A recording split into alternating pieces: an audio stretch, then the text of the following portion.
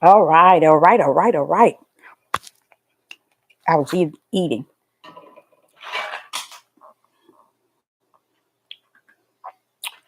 I had to swallow quick.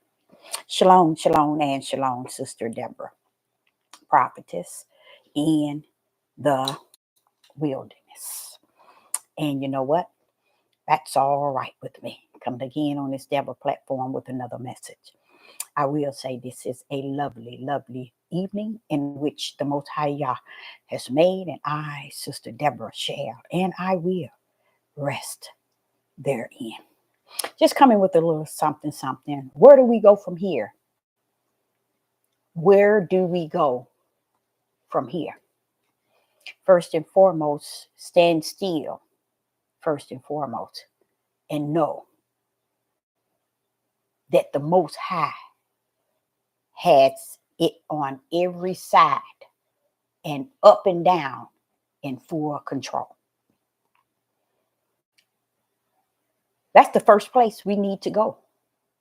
And not so much as go, but understand that no matter what is going on and what is going on and what's going to go on, least we can trust that He that holds all things in the palm of His hand and all power is within Him and out of Him, where He pour out all the power on the head in the heavens and on the earth, beneath the earth and in the sea, on the north, on the south, on the west, and on the east.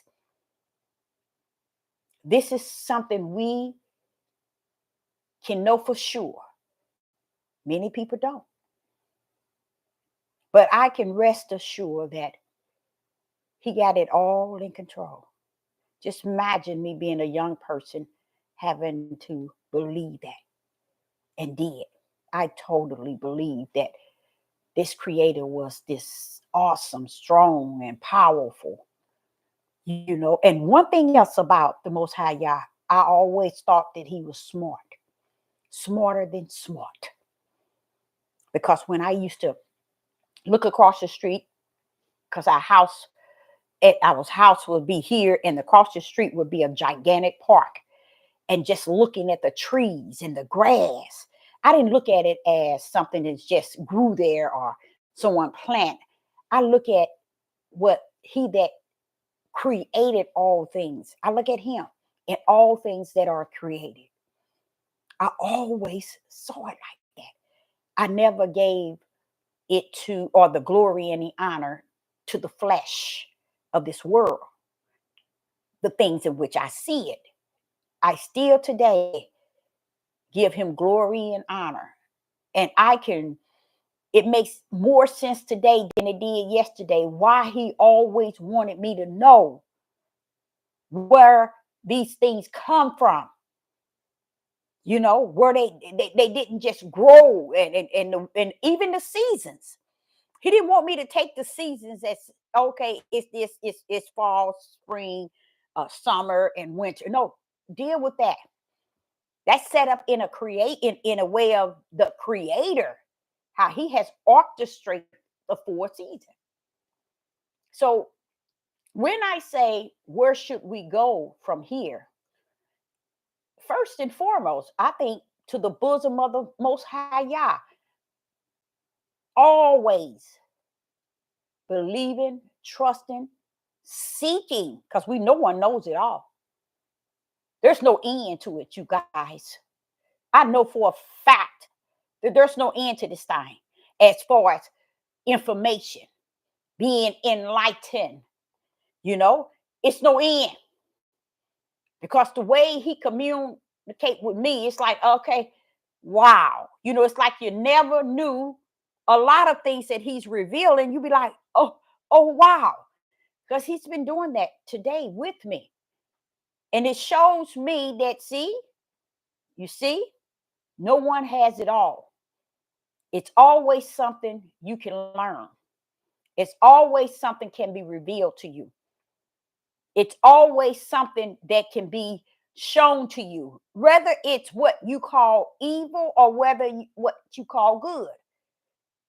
It's never, it's a no end on this earth. The both good and evil. So when we think that we have nailed what we see, it is what it is, and this is the way it's going to be. No, no, no. Things get darker than what it is today. And it shall get better after the darkness. You see? So where we as human beings can go today, I believe, is within ourselves. I think we have this time to really search our inner self, to find out who are we? Whom do we belong to? We need to learn more about ourselves than anything. I think in this midnight hour, it's time for us to dig deep and learn of ourselves, know ourselves. We so busy wanting to know everything else, but never wanting to just look in the mirror and say, wait a minute, who am I? And when I say know yourself, I'm not saying think that you all that and some. You got it from A to Z. Because many of people would apply that to themselves. But where are we at today? When that fire try you, you're gonna wish you knew who you were. So I say unto you today, right now, as I speak, we need to learn ourselves, who we are, who really, I mean, really who we are, or whom we are. Who do we belong to? Learn ourselves, where we're at. Learn how we think, how we feel. I today had to, I didn't have to, but my oldest sister 3 days ago, asked me if I would come with them to celebrate my niece's birthday. Now, what I was going, because that's the niece who just lost her baby. Okay. So I wanted to kind of say some things to her anyway. And you all, I battled all morning if I should go or not. And it was this afternoon, during around about 1 p.m. And I had to go. I didn't have to, but I did. And I felt, after I left, I felt good that choice that I had, either to go or to not go, was something I had to deal with. You see? And I'm so glad that the Holy Spirit in me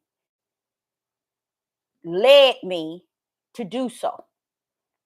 To do so. Because what I did is I have cut myself off from everybody.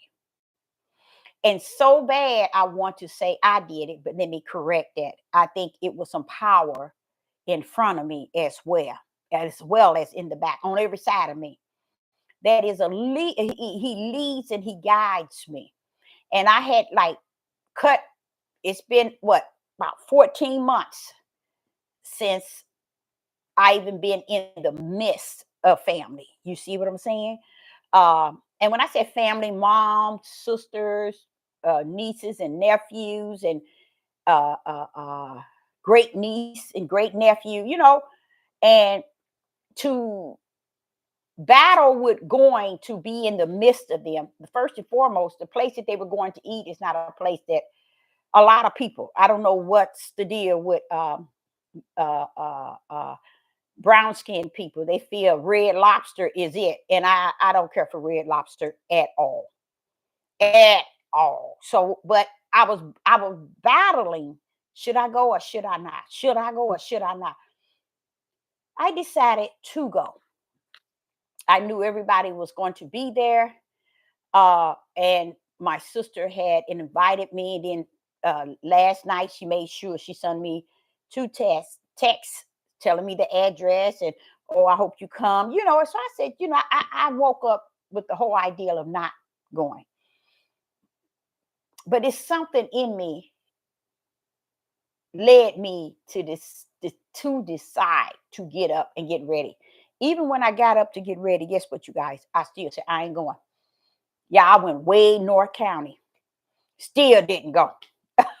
I'm just was battling the fact uh, that I really didn't want to go, but something in me was saying, just go. So during that time, they were there. It's like it is all the time when we go, when we used to, because I'm the one that been stepped out of. My oldest son, which is 40, he'd be 44. He'll tell you my mother stopped going out to eat with my aunts and my granny and them long time ago when he was young. I think he had to been like 9 years old. He still remember it. He remember when his mama stopped doing it, because it used to be so much chaos, you guys. And I just didn't want to, even then, way back then, I didn't want to be a part of that.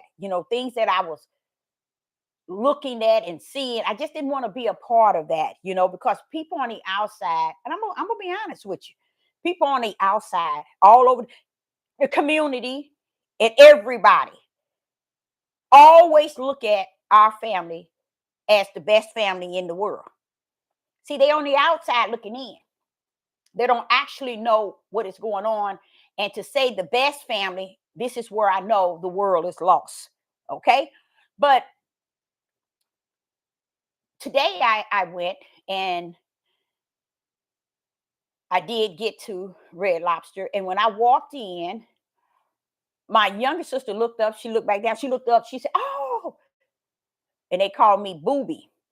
"Oh, Booby, hey, Booby." Then my mom said, "Oh, that's Booby. I didn't know you were that girl." They said they didn't know that was me. Okay. That's every time they see me, it's like, "Is that you?" "No, yeah, that's me. I just got the." I don't say it to them, but I know what it is. I just got the rock in me, okay? Meaning that light is gonna shine. It ain't gonna be the what y'all used to, what you all are come together and just the same. One thing I never liked was, because I cooked for what, more, probably more than 44, probably 40, about now it's about 44, 45 years professional. I have been in a third cook and chef position as throughout my life. So going out to eat, y'all, it just wasn't a thing for me. It wasn't a thing for me. But I felt that it was the Father's will that I go. Why? Because I got in, I didn't communicate. I said hello to everyone, sat at the table.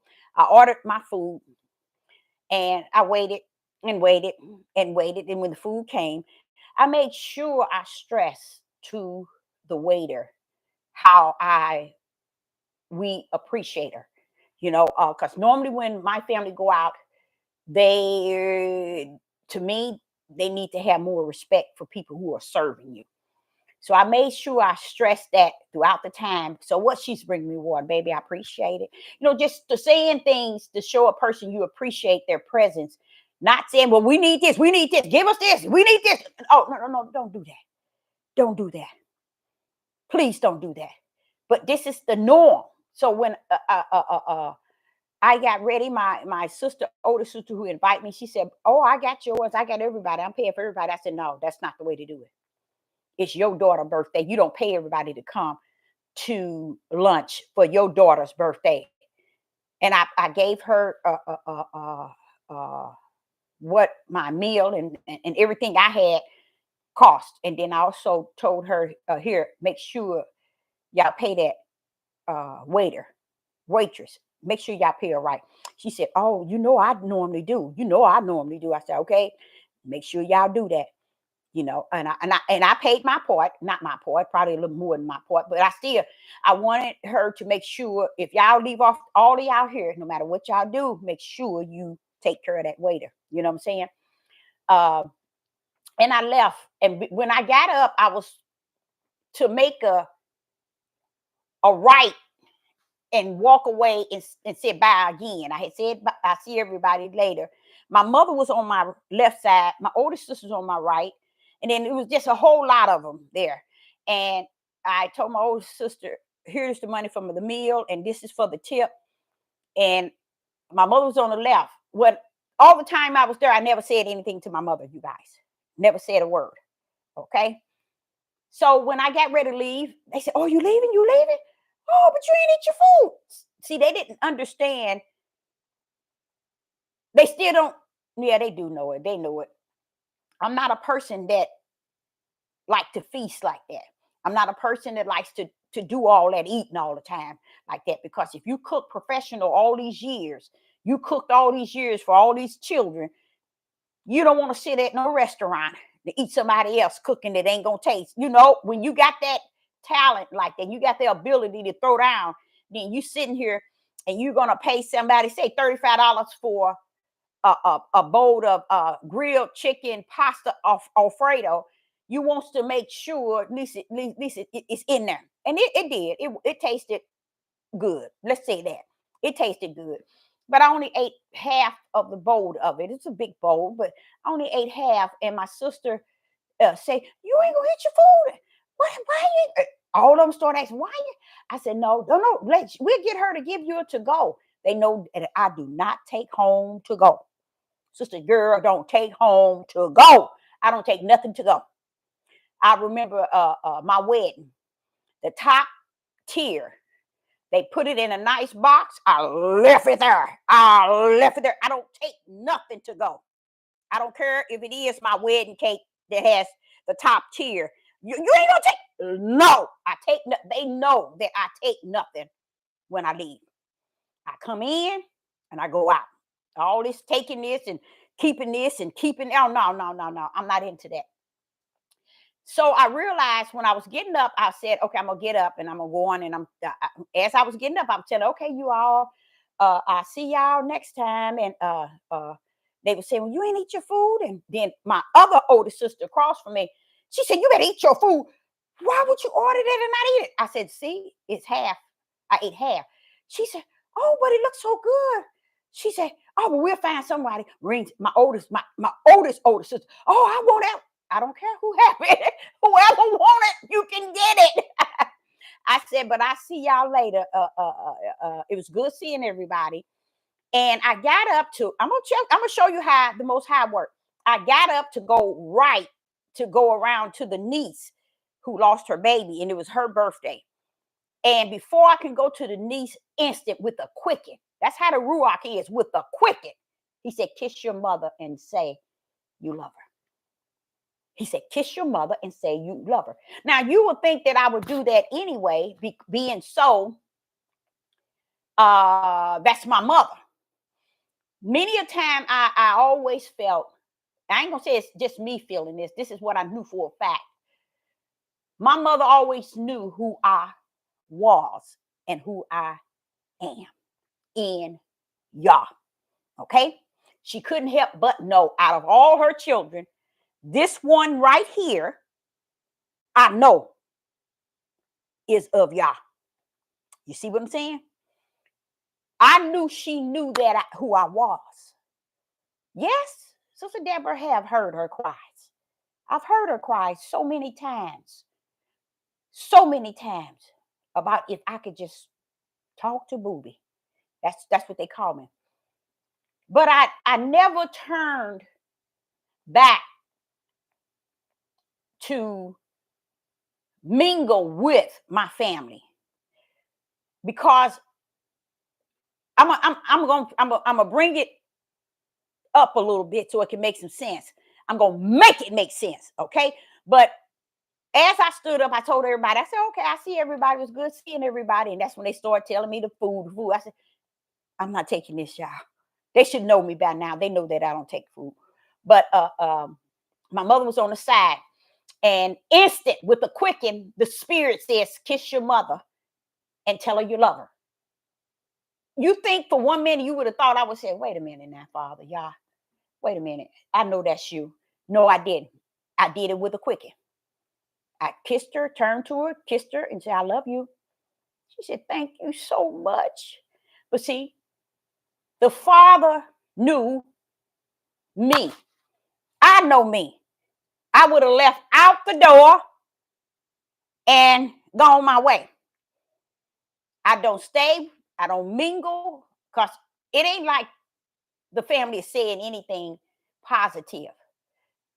Everything you hear, so and so this, so and so this, so and so, and that's all you hear, a lot of chaos. But what my mom did, she decided to make sure she support the children of the world. You get what I'm saying? And because me being a prophetess, understanding the Ruach as it has taught me, even as I spoke to you all yesterday about him saying in a family there's 5, 2 against 3. I come to bring the sword between mother and daughter, father and son. A lot of people, I'm gonna show you how close it is. 99.9 really have no respect for what Yeshua came to say, but Yeshua didn't say it. The Son of Yah said it. Yeshua was not saying, I come to send, or I come to bring division. That wasn't Yeshua. That was the Son of Yah speaking in Yeshua, the Son of Man. You see? So me knowing that as well, me knowing Abraham, not so much as Jacob was like that too, somewhat, but Abraham and all the Jacob was like that too, and everyone that Yah used as his out of his bosom, the best thing he could have done first and foremost was separate them from their family. He had to separate them from their family. Why? So he can get them where he needed them to be. The first one he did it with Abraham. He had to separate them from his father. When he said his father, his kids. What happened to mama? Never saw her again. You see what I'm saying? And if you really think, I don't think even David. You see, David was so busy running from Saul. Everybody Yah used. Look at Moses. Moses was even separated, from what I can understand, even from his wives and his children. See, when Yah got something for you, it ain't important that you make sure you blood detached, flesh detached to your family, or else they can't see you for who you are. Now, live or die. My mother knew who I was. She knew who I was when I was a little girl. She knew who I was when I was a teenager. And as time went on, even to today, she knew who I was. But she chose the better part on her behalf is to be with the ones who don't even serve Yah. But that was her choice. My choice was to separate myself and be about my Father's business. And being separated from my family didn't make me hate my family. My family don't hate me. One thing I'm going to tell you that it did build up respect. I can die today and I can tell each and every last one of you, among my family, I am respected. Now, I can't say that for each one of them, but I'm talking about me. When you are about the Father's business, you endure, you long suffer, because all the activities they have, everything they have, you just can't jump in it and get involved in it. You just can't be embedded in it. You know, and I never, when my oldest son was 9 years old, he'll tell y'all, he probably said 8, but I said 8, between 8 and 9. He'll tell you, my mama used to go out with them twice a week to eat with her whole family. My mother cut that out. I sure did. And you didn't think they didn't want their first grandbaby there? Yeah, they wanted him there. We're not going to do that. And that's one thing he tried to tell even my children. His other sibling, mama been cut all that out. So it ain't something I cut out because of my mother, my sisters, and all of us. I cut that thing out long time ago. I didn't want to be partaker in glutton, because that's what I think it is, without a doubt. And then when we come together, we only talking about other people. I didn't want to be a part of that.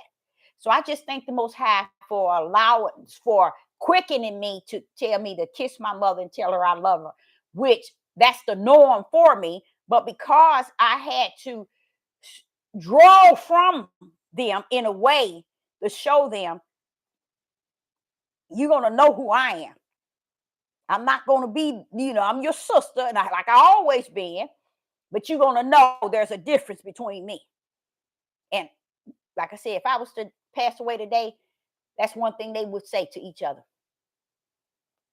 That at least we know she was set apart. I'm telling you, I'm just non-tolerant. I'm just that individual. So when I left out, I just said, thank you, Father. Because I wasn't going to do it. So I know that was you. He think I didn't know that was him. I ain't saying he don't think that he know everything, but I knew it was him because it wasn't me. You see? So, but I thank him for it all the way home. I praise him and told him how appreciative I am to have him abiding in me, because by him being in me, he can make me greater in him, and walk in him in the great ways, in the ways that are outside of the ways of my flesh. Because that's when that happened, I wasn't about to do that. Have I done it all my life? But it's throughout my life, and I was always the one that manned in to say, hello, or there, just kind of shine in the midst of them and then pull out and go on my way. That's just how I always been. But I did have it felt good just to be among them, and even though it's the same old, but it still had a meaning to it.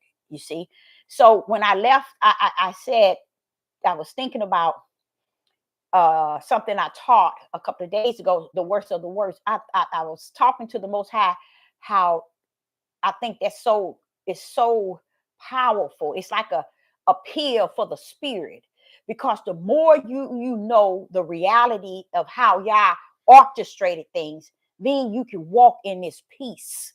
You can walk in this joy. You can walk in this assurance that, okay, this is his will. This is his way that have set these things up like this here. This ain't got nothing to do with me. This ain't got nothing to do with what I did or what I'm doing. Wait a minute, he set this up from the floor up. But what people so caught up in is seeing it the way their eyes see everything, in full darkness.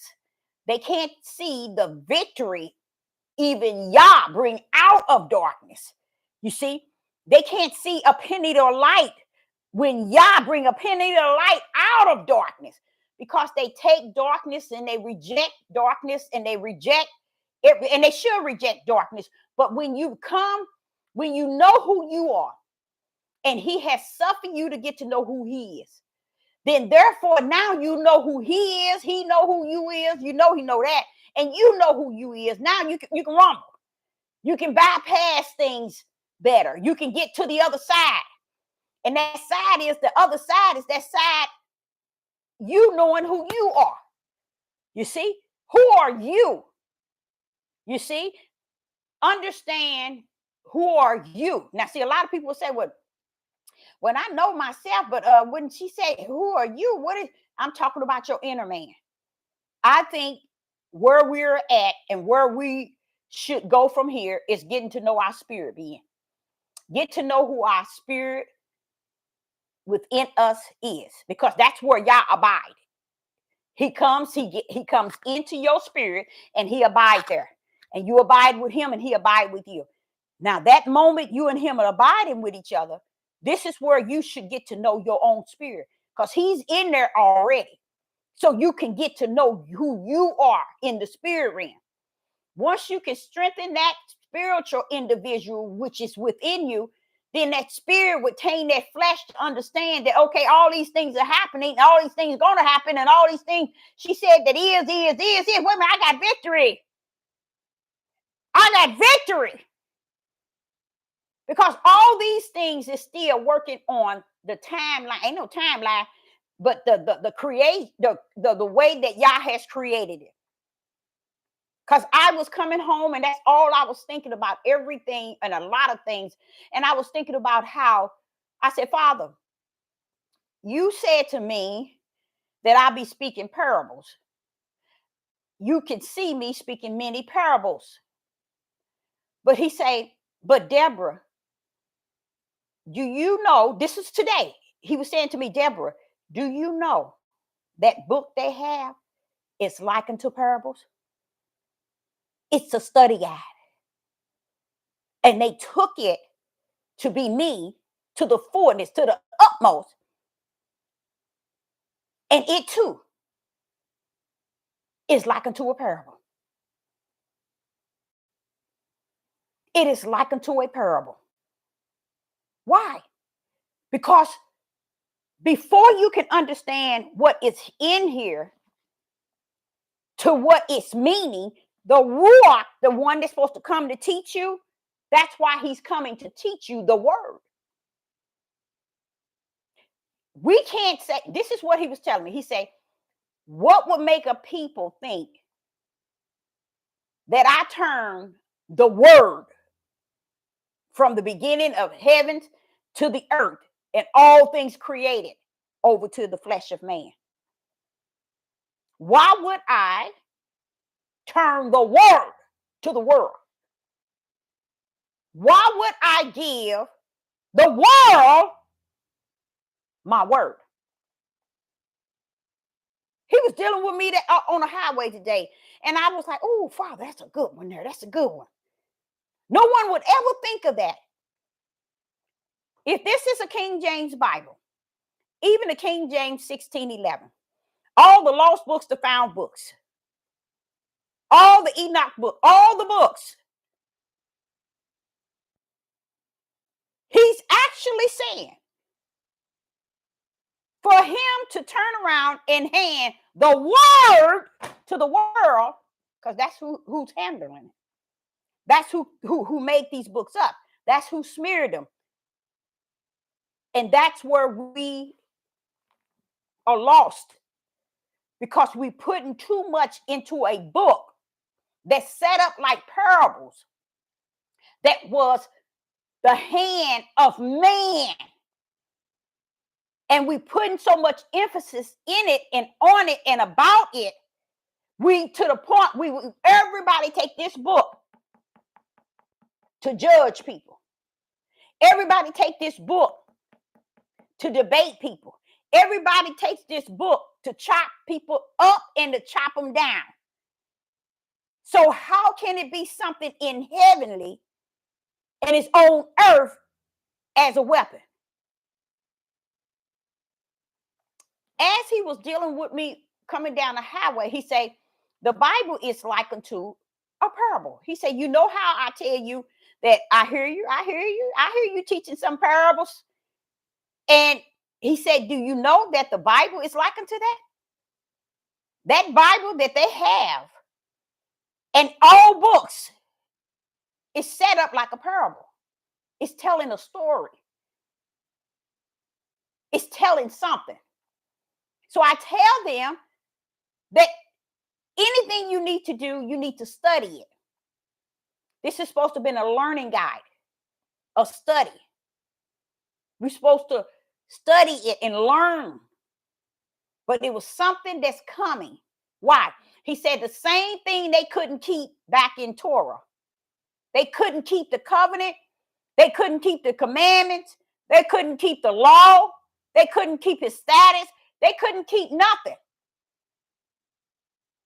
So just because they got the book, they think they got it. If they didn't keep it then, what is it that they doing today that they keep it? The world is worse than yesterday, but yet they keeping this. So why is there so much stuff going on in the world if they keeping this? Every denomination would run and get a Bible. Even the Muslim. They got the Quran, but they also have a Bible. Did y'all know that? Because what they do is in their Quran, the Quran was created. And it was created to take things out of this book, add add it to their Quran and add on to the Quran, whoever it is they believe in. But they took many things out of this book and they added into the Quran. I've read the Quran, not all of it, but and I'm like, wait a minute, this is in the Bible. You see? So what the Father was saying is, even though this is a study guide, study it. And when I come, I will be your teacher to teach you all things. I think people are at the level, and watch this here. Skinheads got this. KKK got this. The gangs, did y'all know that? On the gangs in Chicago, everywhere. Everywhere, and the reason why I said this is everybody turns to this book, but yet nobody even follow it, abide by it, or do anything in it. But yet they want you to think this is Yah. This is God. You see what I'm saying? So what happens? They don't have to wait on the true one that was promised would come. See, many people would talk to you about out of this book and they would teach you, but they don't understand. Do you have the one that's supposed to come? There's one that's supposed to come. Didn't your book tell you that? Didn't your book tell you it's another one that's going to come and teach you all things? Okay, let me ask you. If that one going to come and teach you all things, what is this supposed to do? If that's one that's coming to be a comforter, what is this going to do? If there's one that's going to come that's going to be my teacher of all things, then what was this for? If there's one that's going to bring things back to my remembrance, why would I study and get this here from the beginning to the end when there's one that's going to bring things back to my remembrance? Wait a minute now. There is one that's going to come to show you things to come. Well, wait a minute. Hold up. Don't this do that? Don't this Bible do that? So who is that coming? Who is that going to comfort me? Don't this Bible comfort you? Who is that coming to teach me? Don't this Bible teach you? It's the word. Who is that coming to show me things to come?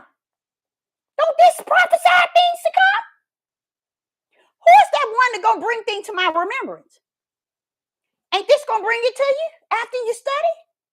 You can remember the verses, the scriptures, and the chapters. When who is this coming?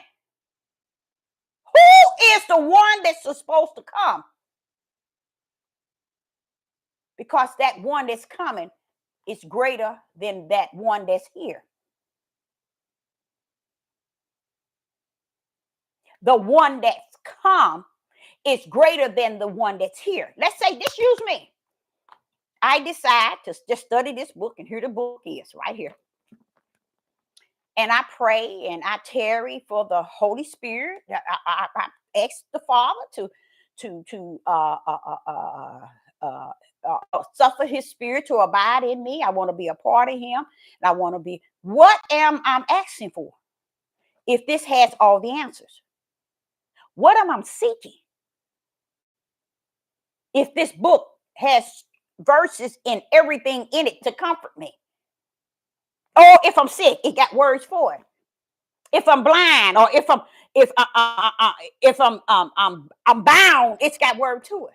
When who is that one that was promised to come? And when that one come, he's coming in the spirit. Well, what is this? This book was given to the world as a study guide, and to many to deceive and manipulate. And it did a really good job. But one thing else about this book, because we don't see God as, or Yah as, the creator of the beginning and the end, that means of all things, we only see Him limited to where we don't understand this book. He wanted us to have it. That's why He allowed it to be the longest living. why he allowed us to have it,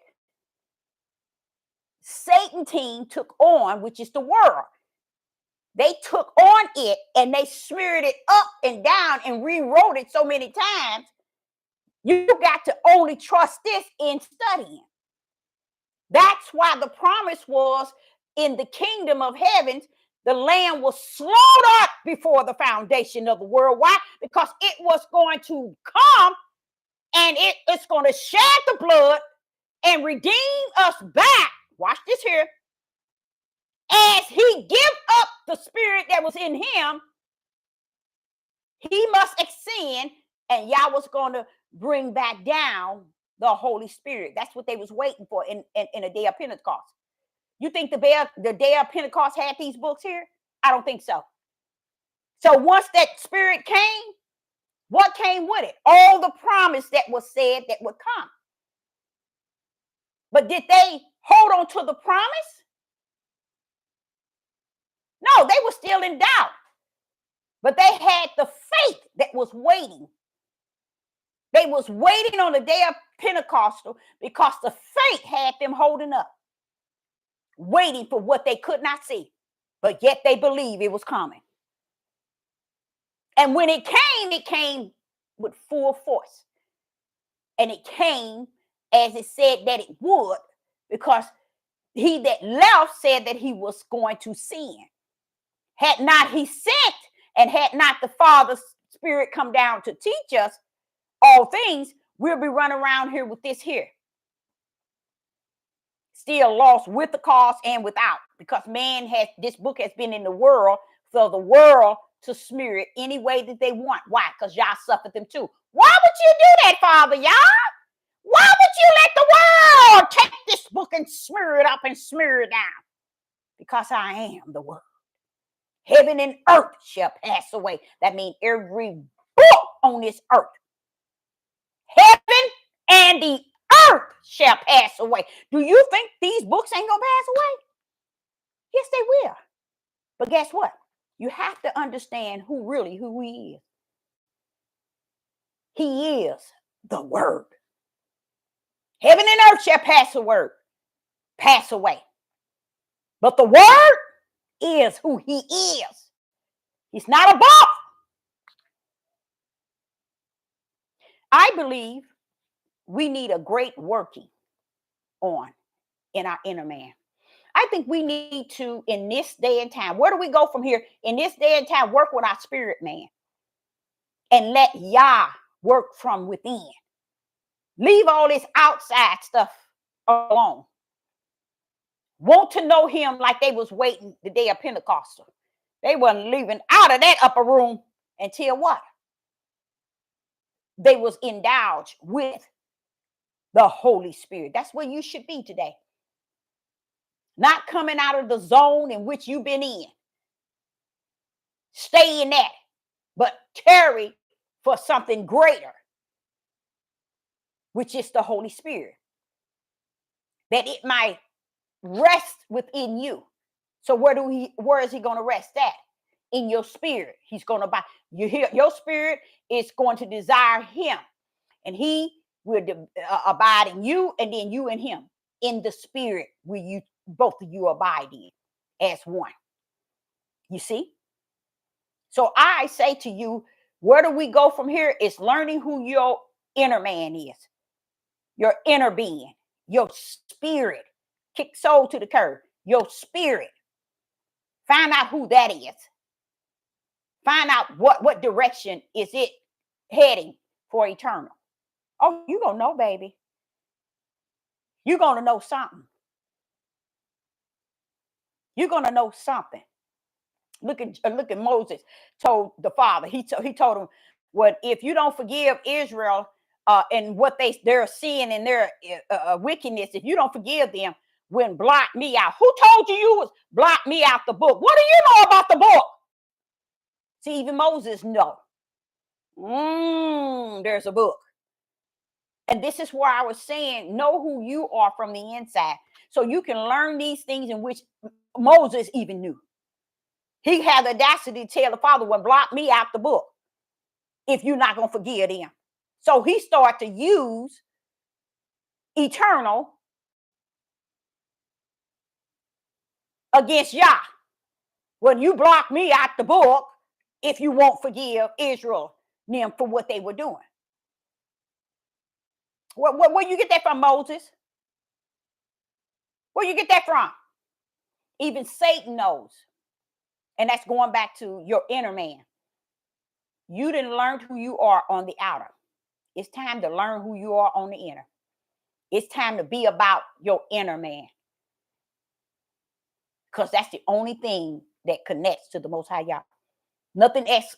No. This book is not going to connect the way your inner man connects with the Most High Yah. And then once you connect with the Most High Yah and y'all are becoming one, Yah will teach you from there on. And guess what? You'll begin to see when, okay, I remember that old hen talking about that Sister Deborah. She sure said that. And he'll begin to show you. Now, will it be overflowing? Yes, it will. Because it'll be so much information where you wouldn't even know what to do with it. You wouldn't know what to do with it because you'll feel that, wait a minute. I didn't know that. You think they know that too? Father, wait a minute. You think they know that? You see? Because he starts sharing things between you and him. Y'all abiding in oneness. And he's revealing things unto you. So I think you need to learn more about your inner man today. You already know about your outer man. It's a hot mess. It's a hot mess. Where do we go from here? Learn more about our inner man. And learning more about our inner man is not just learning about your inner man, but how you desire the Father to abide in you by his Spirit. That's where we really need to focus on, because you know what? We can't change nothing. See this here? You know, I didn't talk about Deuteronomy 28. Deuteronomy 28 been in this book for some years, okay? How could Deuteronomy 28 be in this book for some years and 90% of the people, Deuteronomy 28, 90% of the people who Deuteronomy, now listen to this, who Deuteronomy 28 is speaking of don't even know nothing about Deuteronomy 28. Does that make sense? They have no idea about what's in Deuteronomy 28. 90%. 90% knows not. So what does that say? How is it that this book didn't live all these years and the people who the book's supposed to be about don't know nothing about the book nor the people in the book? See what I'm saying? So what's going on? You see, something is still yet going on. So you still have to have an understanding from he that is greater than he that is in the world. This book is in the world. It has a lot of things you can study. And in the midst of studying, y'all can feel your heart desiring to know truth. And that's why I say 98% of the people have been in this book and out. What I mean by that, they done read the New Testament to the Old. They done read the New Testament to the Old. They done read Genesis to Revelation and every other lost book. But it have not drawn them any nearer to Yah. They still have not been drawn to the bosom of the Father Spirit. But they've been in this book. They can quote the verses. They can quote the scriptures. I even was thinking about it. Yesterday? I said, Father, these people that have been on this YouTube for 20, 30 years, and you still can't hear them speak spirit and truth. Why? Because it takes the Holy Spirit to break down in them what the book is saying and what the meaning of the book is saying. Because it's always something. Now, let me give you an example. You remember it says, I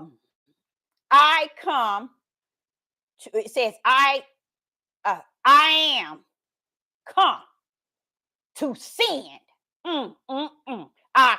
to send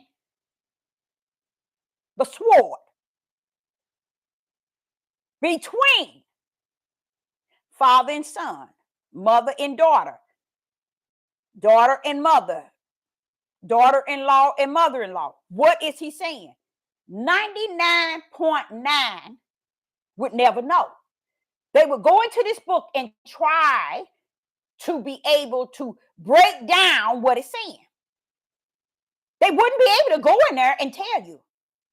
They wouldn't be able to see I am. They wouldn't be able to see I am. The only one can do that, y'all. This is what I learned. The only one can do that is the Father. He's the only one who can come in and go out and be in at the same time. I've seen it. The Most High is the only one can come present. He can be in front and in the back at the same time. He the only one can go into this book and pull out at the same time, yet be in the book. He's the only one can do that. So when he's saying, when it's in red and you're supposed to be hearing Yeshua, because you know Yeshua, the Son of Man, you don't know the Son of Yah. That's with the Son of Man. You don't know the difference in when Yeshua is speaking and when the Son of Man is speaking. Now, you don't know the difference when Yeshua, the Son of Man, is speaking from the difference from the Son of Yah is speaking. They speaking together, but yet you should be able to divide the difference. Why? Because you got to, when you go into this book, through the Ruach, will he show you who's who and who's speaking. So when he go in here and he says, I am, instant I hear the Son of Yah. Come to sin. Wait a minute. Yah orchestrated this and sent this. What are you talking about, Yeshua? Deborah, you know, I'm just joking with y'all. That's how I knew that the Son of Yah is speaking. Not so much as the Son of Man is speaking. Because now he's showing you his power. I come. I am, he called himself. I am come to sin. The sword against. Yeshua never came against nothing. But the Son of Yah, that's the Father. His beloved, called the Son of Yah. He's speaking. That's the Father's power and his word and his spirit. I am come to sin. Even when man think that they are can move it and smear it, through the Ruach, he will put the pieces back together so you can understand what's what. 99.9 would know what the rest behind I'm saying. Because they never got to know the Son of Man and the Son of Yah. They never knew who was who and what's what, even to today. So when he said he's coming, he said, I sent. Wait a minute, only one sent the Son was the Father. What are you talking about? See, I know what I'm saying. I'm just acting silly. You see what I'm saying? So when you say it's sent, you didn't send nothing, Yeshua. Hey, wait a minute, son of Yah. That's you. You see? And when he said he's the sword, then he said he's coming to put something against one another. Did not you say that in Genesis chapter 3 and verse 15 to Satan? Sure I did, Deborah, but they don't understand it. I'm mentioning it again while the Son of Man is here. I'm trying to show them again how I created it in the beginning. You see? He's teaching you how the throne had already ordered it. No matter what you down here clowning about, no matter how you take this book and try to precept it line and little here and a little there, you can still be lost with the cause and without, because this book is given to the world. The whole world has the same book. And you got a million different denominations and a million different interpretations and a million different beliefs. And each one says we are the right ones. Only right one is the Ruach HaKodesh, the true word. That's it. But they don't get that either. So what happens? Then he turns around and talking about, I'm bringing the sword against. Why? Because Deborah told them in Genesis 3 and 15, I'm putting something, dividing something. I said, I get it. And then he turned around and tell it to the men that your enemy is in your household.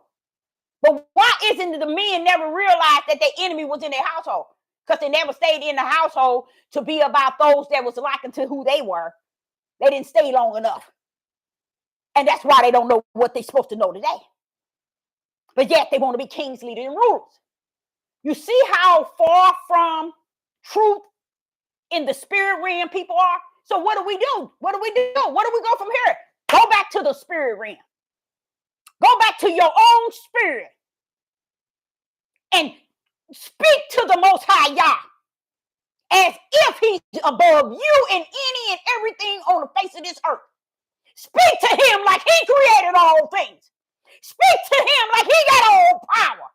Speak to him like he's the greatest. He's the perfect one. He's the excellent one. He's the beginning and the end. He is the Alpha and Omega. He is the I am. He is all that handsome on his throne and off his throne.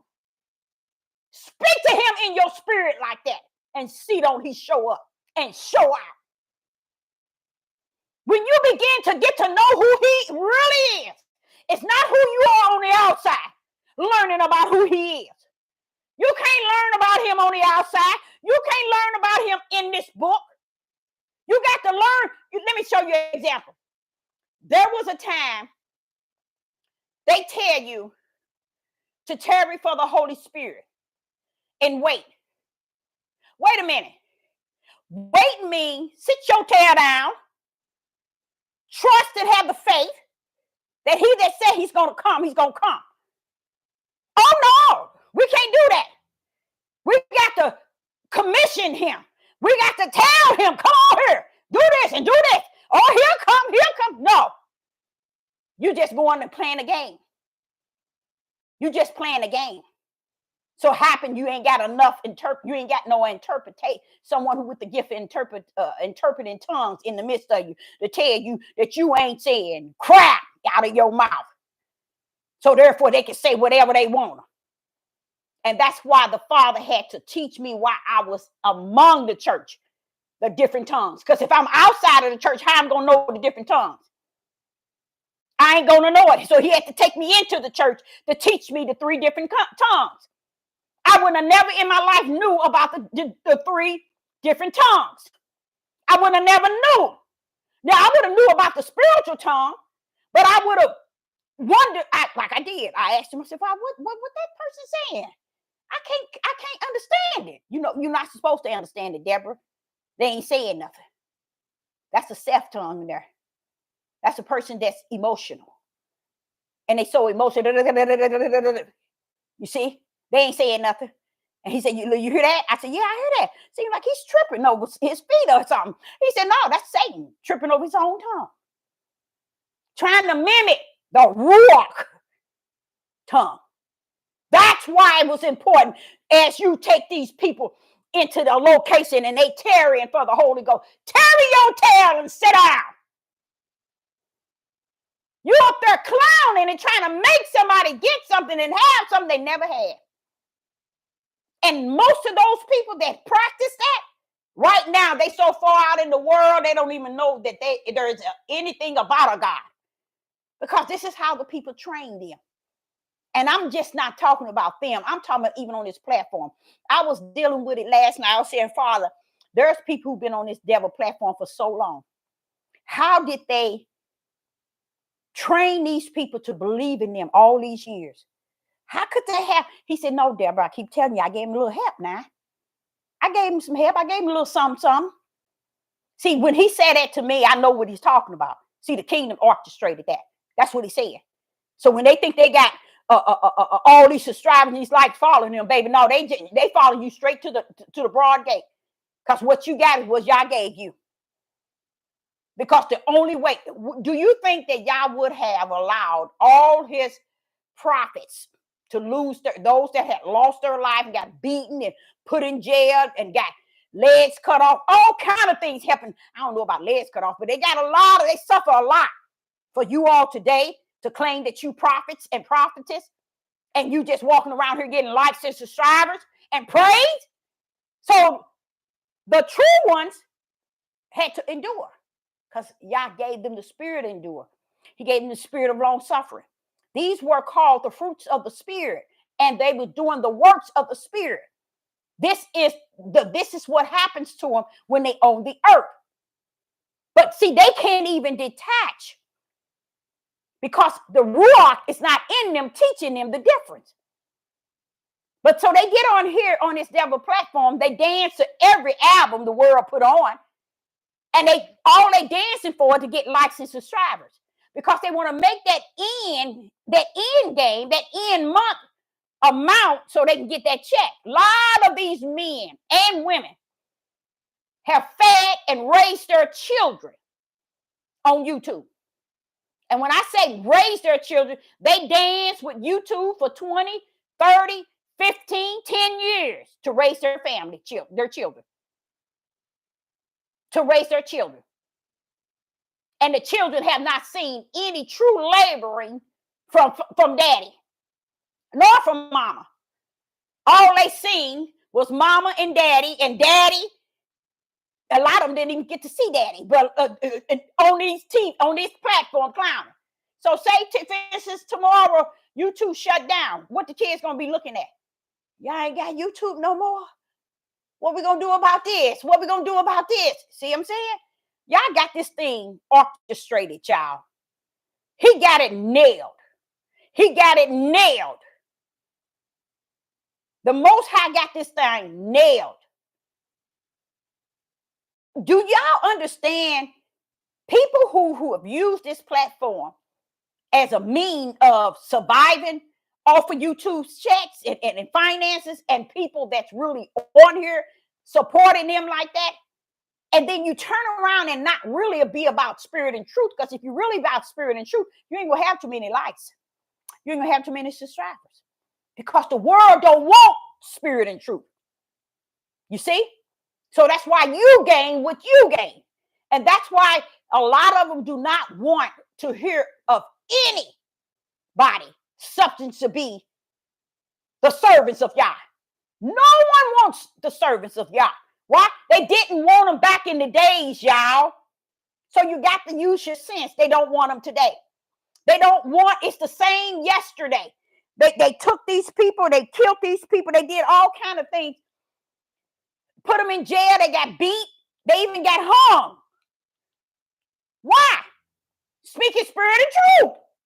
So if you think people been on this devil platform 10, 15, 20, 30 years, speaking spirit and truth, and that's why they're so supported. Come on. These people been in, even the disciples died big time. And for us to look over from the left side and say, YouTube to take care of me and my family, all these, and that's why a lot of these men are quitting their jobs, because they're trying to be a YouTuber. And let me say an example. You remember Quiet Storm, my son? Perfect. He would have been a perfect person to be on YouTube, but I'm glad the father stopped him in his track. He the one gave me this here set. It's a 3-piece set. He the one gave me this because he did a couple of videos and the father stopped him in the track. I give all glory and honor to the Most High Yah. Stopped him in his tracks. And I thank the father. Let me tell y'all one thing. Could he been a good one? Yes. Could he been a spiritual? Yes, because he's humble. He's meek. He's quiet. You see what I'm saying? And he speaks from the inner being. You see? But I thank the Father. He's gone back now. I think he's assistant. I think now the job he has now, he's assistant director, which he was an assistant director at the last couple of jobs he had. You see what I'm saying? He went back and got him a job. You see what I'm saying? A man going back to get him a job. And I'm so thankful and grateful that the Most High didn't allow him to get on here to think that this here is a job. Oh, it's going to take care of you. No. I had been on here 6 years. And I think it should have been about 4 years. I put that GoFundMe and Cash App. I don't think I had the Cash App at first. I think I just had the GoFundMe, but I put the Cash App. It's no way I would advise nobody to get on this devil platform thinking that YouTube is paying them enough money. They're paying you what they're paying you to keep you from saying what you need to say. See how you get paid off? That's why none of them speak spirit and truth to you people. They quick to try to judge this person said, when this person ain't a true prophet, or this person ain't a true prophetess, or that pastor this and that pastor that. But have you start digging in yourself? Spoke spirit and truth to the people you've been talking to for 20 years. No. That's why people don't turn around and give y'all the glory. See, you thinking that I heard a man say, you can tell the Bible ain't right. It ain't true because it says he's a jealous. What he jealous for? You see what I'm saying? These are people who are actually in this day and time. And he was an old head, OG, I think they call him. He's out. He got his own video. He's out to destroy the Bible. This book here. I would never do that. But I would definitely tell you, if he does everything in twos, let's call this Yah is the word, and these are words. That's the two, y'all. Think, baby, think. If he allowed this book to reside, it was for a reason, to outlive all books, just about. Yeah, all of them. But he gave it to the world. You don't get it, do you? He gave it to the world. So you can't make this Yah.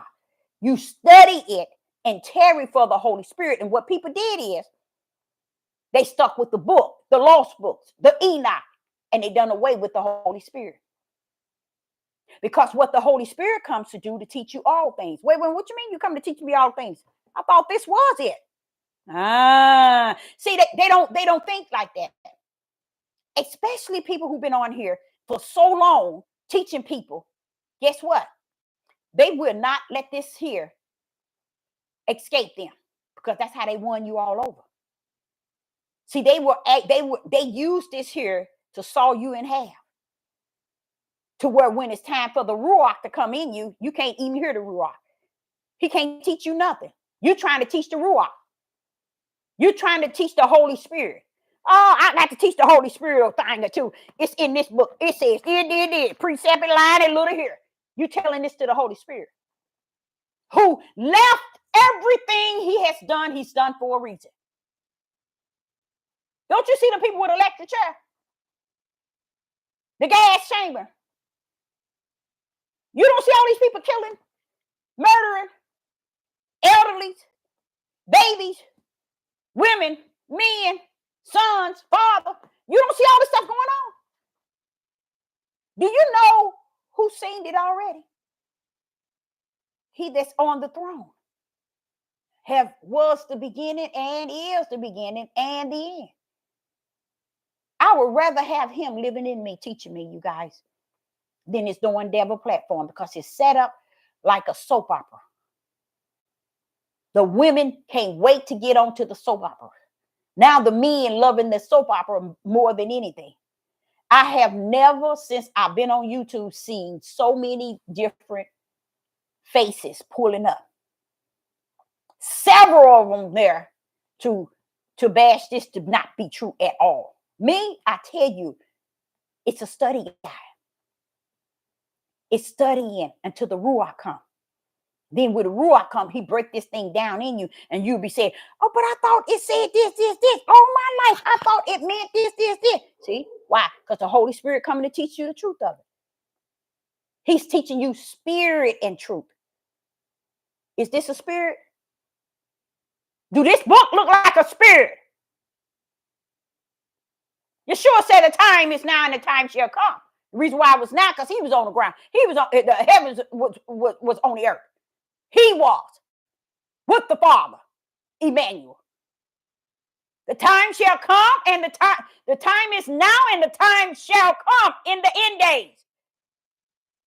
That spirit and truth. You gonna tell me this spirit? I know y'all believe it's the truth, but what happened to the spirit? Spirit and truth is the Holy Spirit of the Most High Yah. He's coming to teach you the truth of the whole matter. It's too many times I went in this book and I studied. I said, it said this. I always thought it meant this. Then when the Ruach showed me, let me break it down to you, baby. I was like, but Father, I don't think nobody know that. And you know what? It always come down to they don't. You got to believe that he has come to teach you all things from the inside out. So therefore, you got to meet with him. That means you need to, where you go from here within yourself, learn who he was, who he is, and who he's going to be. That's one thing that you can do while you're waiting. Know who you are. Know who you are. Get to know you. I don't care how your age, how young or how old you are. Get to know you. It's so much you don't know about yourself. You really don't. So much you don't know about yourself. Because I think that's one of the good things about my life is y'all allowed me to know me. And then when he allowed me to know who I am, even to get to know the spirit that's in me, he began to show me the gifts that he had embedded in me, y'all, that I didn't even know I have. That's how I learned that I had the interpret of tongues. I can interpret the tongues. I am the one that should be in any places that where you see different people speaking in tongues. You see? I can discern. You see? And the only thing that's the only thing that's deep about that. And I just learned about this here in the last like 8 years. I never knew why I could read minds. I didn't know what it was for. I didn't know why do I know what that person thinking and feeling. Why is that? You see? And I found that to have to be part of the spiritual gift that he has given me. That's why when I used to come to him, when I was like in my 30s and 40s, I used to come to the Father. Who is that person? This person came to me. Why does that person come to me trying to talk to me? Why does that person do this? Always going to the Father, because I always had him. Okay, say for instance, if I go out my door, the Father would say to me, okay, Deborah, tonight somebody's going to approach you. And they're going to have on brown shoes. And he'll either tell me what is the deal. You see what I'm saying? I get out there and it says right now, if I get out there and I don't see that, I don't experience that. Before I come in, I'm going to see it. That's how he have always done me in my life. So when I come home and I'm trying to figure out, well, who was that? Who was that? Who was that? Because I feel that no one comes my route unless y'all sent them. That's one of the biggest thing I always have. My ex-husband told me, but you know he told you. And when he said that to me, I was like, because after that event that I had given, he said, and it was so horrible, it turned out exactly the way the Spirit said it would. And you know who I went running to? But you knew it. You told me, and you said this, and you said this, and you said this, and you knew it because you said you was going to be with me. So when I'm driving in the car the next day, and I was telling him, they did this, they did this, they did. He said, my ex-husband said, but Deborah, you know, he told you already. And I had to shut it down. It's nothing you can say. If he give you the warning, he give you the warning. It's nothing you can say after it happens, because he gave you the warning that's showing you he protected you, and he allowed you to go in it and come out of it. He gave you the warning. So I'm like, when he does that, things happen. At first place I shoot to the Ruach in me. Why you didn't tell? Then all of a sudden I'll be like, oh, you did, didn't you? You said it to me several times last week, didn't you? See, because your flesh will let you Bypass everything he's warning you and everything he's telling you. He said, you turn left, you turn your tail left. Why are you turning right? He told you 4 times, turn left. You're still going to turn right. And that's something that my mother used to say to me. She said, why you don't listen to him? You too hard-headed. He telling you something and you just go on. And I'm telling you, since I was a little girl, he always told me which way to go. But I would go another way. And in it all, he still had me. In it all, he still had me. So I, Sister Deborah, say to you, if you ever wonder, where should I go from here? Start within. You got to turn this stuff on the outside away. You got to search who you are within. And while you in that search, you'll find out, is he in there with you? Oh, yes, you'll find it out. There's many people who don't care for him to even be in them because they want to be more about them. They don't want to go nowhere but the route that they got planned. Vacation here, vacation here. I want to do this. I want to retire. I want to get this. I want to get that. I want to have this. I want to pay this off. I want to have this paid off. I want to do this. I want to go on a cruise. I want to do this. Everything in their flesh. And it won't let them even go to find out who they are in the spirit. Because they believe where they go from here is to please and get the pleasures and the desires and the wants of their flesh. And it's nothing wrong with wanting things. It's nothing, ain't no ship gonna get me on it if I don't know he in me while I've got my tail on it. Ain't no plane gonna have me flying because I want to go to Jamaica or wherever. I'm going to know first and foremost, he's in me. That's just me. That's just me. That's just me. I ain't going nowhere without him. He's been with me since I was 4 years old. What do I look like trying to plan my whole life through and ain't have nothing planned in how I'm going to serve and worship him in anything? Because I got my whole retirement planned out. I'm going to have this. I'm going to get this. I'm going to go here. I'm going to do this. And guess what, baby? None of it's going to be like that. I sat back a couple of days ago and saw things that I never in my life thought that I would ever have the sense enough to sit down and comprehend it at that level that he took me. I sat back and saw how the whole, you all don't have no idea how this country have robbed you from the inside out, from the outside in. They have done so much. The wickedness is so thick, you don't hear nobody talking about it. They don't know nothing about it. And I said, but Father, they don't know. He said, they don't need to know because you're caught up in your flesh trying to get all the things that you want and desire that you promise you're going to do. Oh, I'm going to go here in this 3 years. I'm going to go over there in this 3 years. I'm going to have this much saved. I'm going to have this. All of those are worldly things. And this prophet going to say, see if you get what you've been planning. See if you see what you've been saving for and you've been planning for. Even the world knows what's going on. And the blind is just blind, walking like dead zombies. Just feeling they got it. I sat back and I thought, I said, well, oh, wait a minute, hold up, Father. How can the world take that book and try to mimic it? And the people who said this book is about them, they don't see nothing in it about them outside of that the book is about them. But the world takes what's out in this book and try to mimic it. But guess what else I learned? I learned that everything that we're seeing the United States do is still in the hand and in the working and in the plan of the will of he that sits on the throne. It's all in the working. And the reason why we're not seeing things, he said, is because they're seeing it from the outside. They're not seeing it from the inside.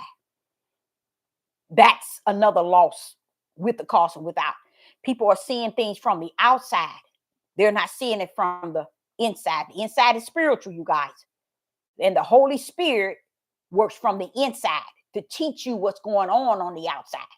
But when you don't have him in you, you don't have that lead and that guide and that revealer and that comforter, that one to show you things to come and that one to bring things back to you. Remember, that one in you helps you to see what's on the outside. And that's why people are not defeating all the things that this country has done and is done, have done, and continue to do. And I sat back and I watched it and I'm like, okay, now, Father, they got to pack down then, don't they? Oh, yeah, they got to pack down.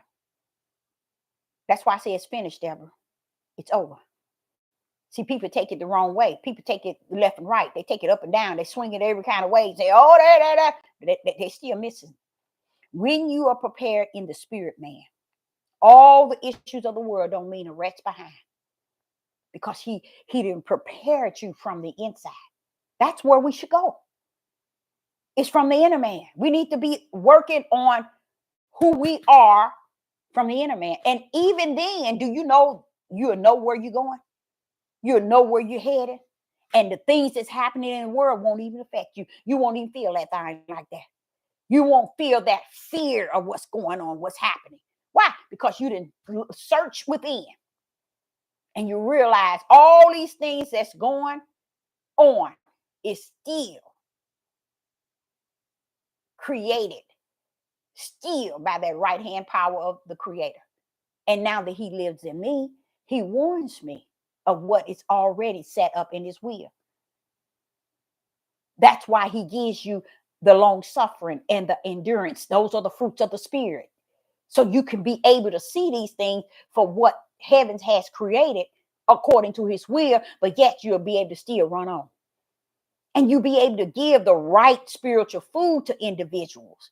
You can't get nobody spirit and truth. You can't lead nobody with your light. Why? Because you don't even know who you are in the inner man. And I think right now, say everything is over, everything is finished. Take out that time.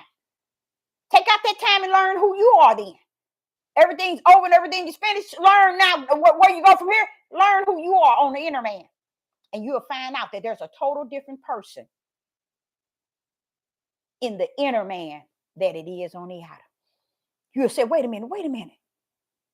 I can feel this thing. All this is going on. It's all well. It's okay. When sister said we are the worst of the worst, wait a minute. That's Yah's will. You can't do nothing about that. You can't change that. But when you see it, you feel better to say, oh, okay, he got this. He got this. It's his will.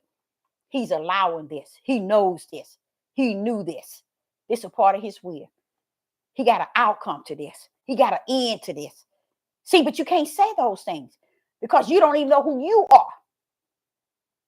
You're so busy chasing all these platforms, thinking somebody gonna give you a right now word, and they ain't even gotten the word. They dancing on the devil's platform with every album he puts on. They dancing to it. And like I said, for instance, I looked yesterday in that what's that? I see all these males. I don't know where they coming from on the YouTube on videos talking about what's going on with all these immigrants or the migrants being put in Chicago, New Jersey, and California, and they already running black people out of even their apartments. Oh, yeah, well, baby, all you have to stuff like that. That's what he said. That's when you know who you are on the inside, because you know who he is in you, and y'all become oneness. You can salute the Father. Say, okay, I see you. I see you. This is your way of being done.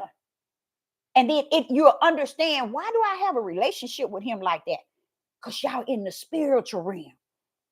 He's letting you know it's all well. I know it look bad. It feel bad. You see it. Yeah, it's all around you. I gave you some endurance. I gave you long suffering. You're going to be okay. You see? Why would he give you the endurance spirit? Why would he give you the long suffering spirit? Those are fruits of the Spirit. Why would he put those things in you? For you to be shocked by everything that's taking place. No, it's there to let you be able to handle no matter what comes that way in the natural, in this world. Because when you really know him, you'll know everything from heaven has been orchestrated on the earth. Everything in heaven has been orchestrated on the earth, but it was orchestrated from the heavens. And what it is that it is. Let me tell y'all something else. I sat back and I thought about the United Snakes, and I realized I didn't realize it. It was leading me to understand that you don't know that ain't no other country like this. And I was like, so they've been doing this, and it's. Let me give you an example. Say, for instance, they taking out of your check, and say you've been working since you was 13, and they've been taking out of Medicare and Social Security. You know, they're taking state and federal taxes. Okay. And here you are at 65, 67, and you getting ready to retire. Why are you paying Medicare? They done took it out of your check all your life. You're still paying the same amount that you were paying when you was having some insurance. But they got you thinking, cause you ain't working, that's good benefits. And the people never think, how could that be good benefits if they take out $375 out of your check after you've been paying them all since you was 13 years old, all the way up until you 67. And it's time for you to retire. Now you retire.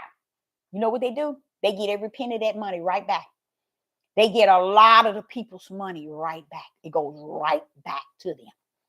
Goes right. And people will make it look so pretty and say, oh no, I got this much up, or I can get this and I can get this. When these people retire, when these people finish with them, they didn't rob you from the inside out and the outside in. Now listen to what they did. Now, you didn't work all those years, and they took out Medicare and Social Security. You retired. Now they want to take out a lump sum for your health care, your Medicare. And if you don't get the Medicare that they're offering, then they're going to penalize you every month that you don't get it. So you're going to end up paying it whether you want it or not. So it's mandatory that they take a lump sum out of the check that you getting every month. Okay? When they take that check out, let me tell y'all, I'm telling y'all don't even know. You think you know. I don't care how old you are and how old you think you know what you're talking about. You don't know what you're talking about. And that's I don't care if you retired. You ain't seen nothing yet. You ain't heard me. I ain't finished. So here it is. They take it, and then when you retire, they taking it out again. Now all of these healthcare places and providers, they're all trying to get you, because that's big money. It's a money maker. All of them trying to get you to take this healthcare plan, because it's, y'all don't even understand. It's making the rich richer. These big companies are getting money from you after you done paid all these 50 years to them, and at the end you retired. They taking a lump sum, and why all these other healthcare places, all of them calling you at the end of the year to see if you enroll with them? Don't enroll. The government gonna make you pay them, even if you didn't have Medicare. The B, you get penalized each month you don't get it. Say, for instance, I don't want your Medicare. Okay, you don't have to get Medicare. You don't have to get it. They'll show up on your tail and tell you you owe this amount every month, the same amount, because you didn't get it. So you see the threat and the power behind it. Whether you get it or not, they're going to penalize you. But what did my ex-husband do? What we did is he kept his job that had insurance. He kept his job that had insurance so that therefore he wouldn't have to pay into it. A lot of them, they go out of their mind when you do that. They trying to figure out you beating the system. You override the system. Wait a minute, you can't do that. You can't do that. And then when you try to explain to him, he got private insurance under his job. He's retired. He's still working. Yes. Oh man. Oh, when he don't have to pay it back. Oh, they ain't gonna be able to take it from. No, because he got proof that he's still paying. He's still getting health care. So he don't have to mandatory get the government Medicare because he get to keep his money because he's letting it take it out of his job that he's still working on. You see what I'm saying? So they taking it out of his check. Now, this is what happened. Say, for instance, you win some money. Or say, for instance, you got your house and you got an apartment. You renting your apartment. You got a apartment that you're renting out. Plus, you got your house. That apartment and that house you got, whether you know it or not, when you come down to selling it or getting rid of it, you got to pay half back to Medicare. People don't even know it. I had no idea they started doing that. But yes. My ex-husband had a case with workman comp. He got hurt on his job. And the attorney kept sending him this email saying, no, you're supposed to be enrolled in Medicare. What you mean you're not in Medicare? You're supposed to be enrolled. I wrote her a letter. I say, this next, I done got every copy of you sending a letter regarding Medicare. We have explained to you that he is not on Medicare. So what? He's 67. He's not on Medicare. He has private insurance, the same insurance, the same company that you're representing knows he has his own private insurance. And I said, all these here emails you sending him, I'm going to see to it that they go to workman comp so they can see you're trying to hinder pay this this amount to him.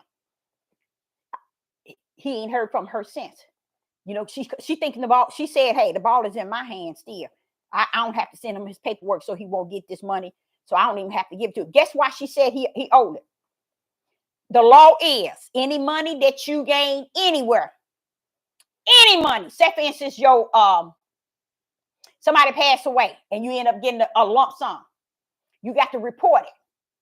Because what they're doing is Medicare is taking back from you every penny that they're paying for your Medicare, even though they taking $375 out of your check, you still got to pay. I know that to be true anyway, because the going to state sales and seeing people getting rid of all their parent stuff, I asked them, and then most of them that I've talked to has been the Europeans.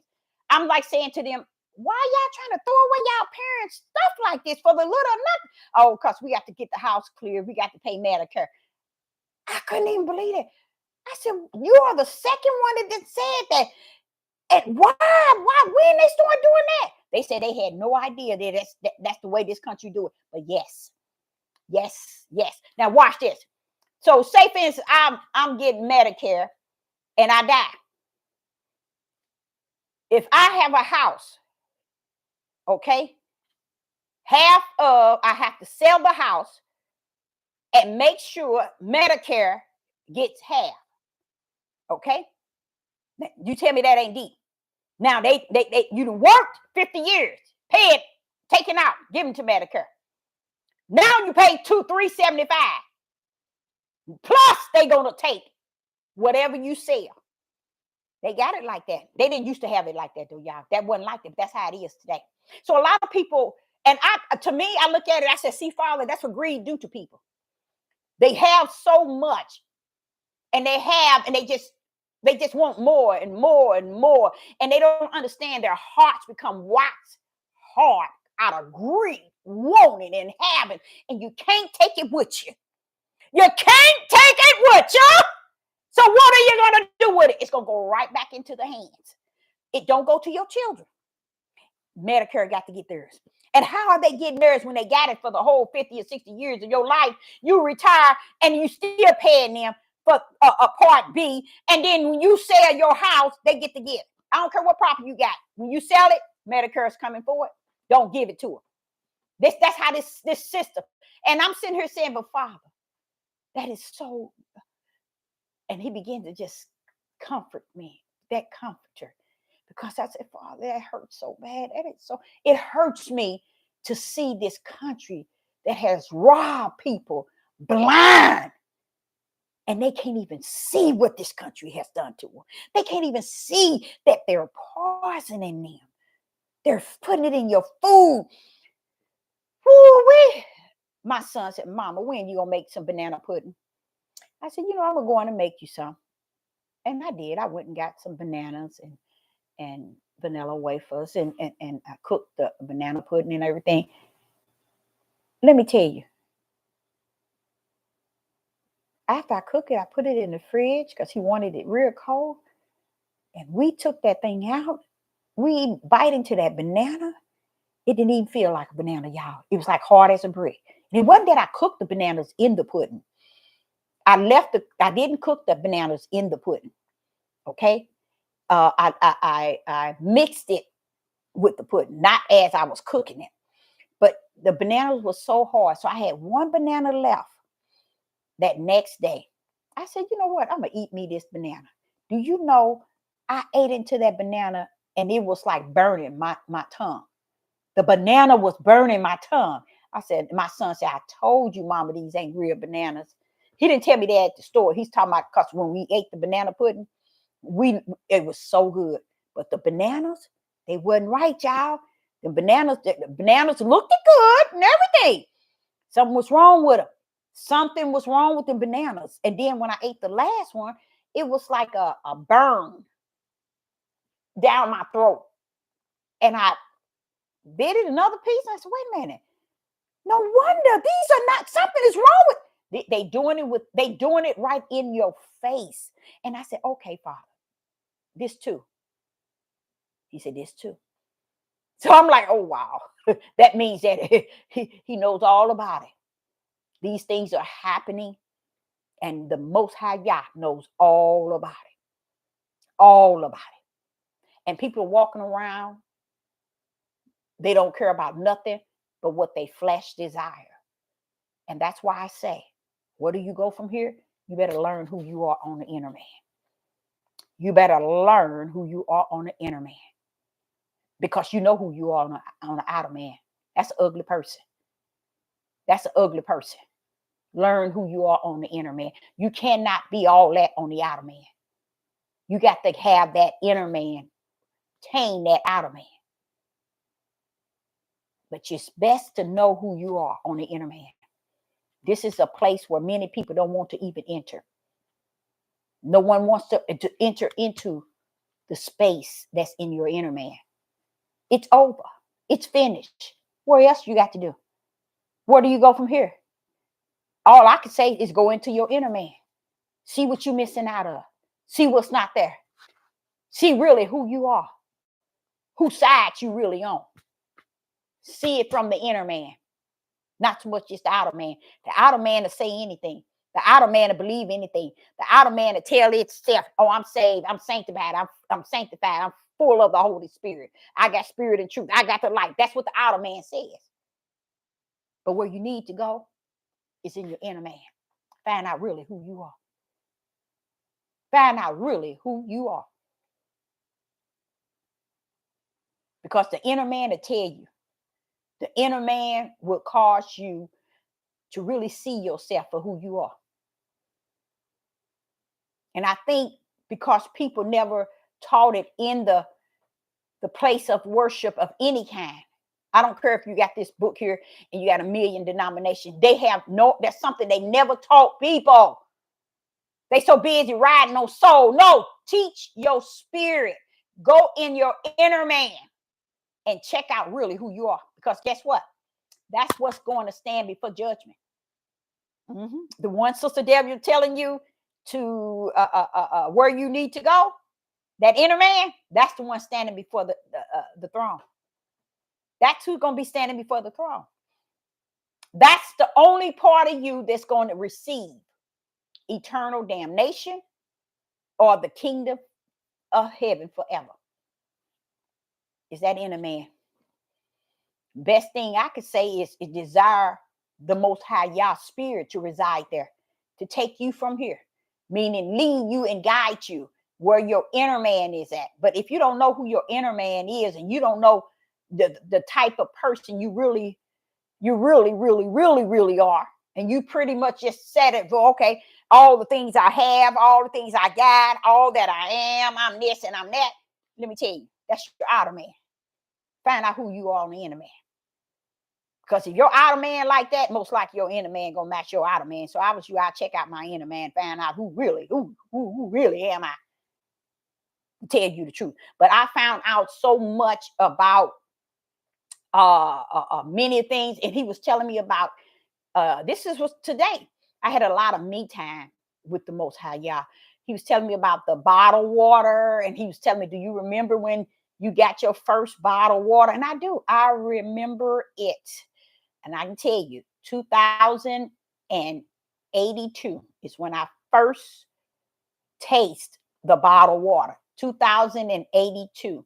And it's a lot of things that were put in that water that right now today people and those that have passed away as well. It's just everything that they have. Even now, the water we run in our faucet, it is something still. They doing stuff. I mean, just so much. We can't even beat what's going on, y'all. We can't even handle what this world is doing. But when you find out who you are on the inside, and that ruach is right there, oh, let me tell you, he'll warn you, he'll show you this, and he'll show you that. Let me show you. I ordered my capsules, vegan clear capsules. I'm gonna order some more. And I bought cloves, and I grind them up to powder, and I'm putting them in my little capsule, and I'm taking one every night before I go to bed. Okay. I'm going to do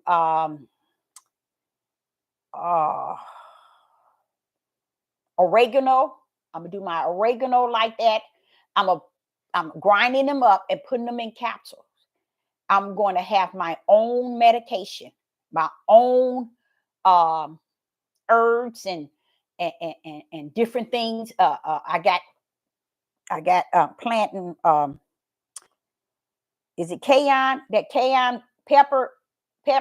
Is it am I saying it right? Cayenne, the red hot peppers. I'm growing those as well, but I've been growing those for the last 3 months. So those two, because I'm going to dry them out and I'm going to grind them up and I'm going to put them in them capsules. And I'm going to eat from the ground in which I am growing things. I'm going to have that stuff ready, for whatever comes. Anything, I'm not using medication. I'm going to turn to that type of stuff. So I ordered my capsules, vegan capsules, and I already have my glows, cayenne peppers. That they already. I have the powder ones too, but I have the fresh ones growing already. I got a lot of different things that I have grown, and I'm putting them all in capsules, y'all. And that's what I'm going to. That's what I'm taking, and I'm going to continue to take stuff like that. I'm not going because I'm gonna tell you what I can see. I don't think that people understand that you're not going to be able to go into a hospital and get service. You're not going to be, and I'm not. See, a lot of us looking at stuff like this on down the road. I don't see it that far down the road as many. I think that it is already happening.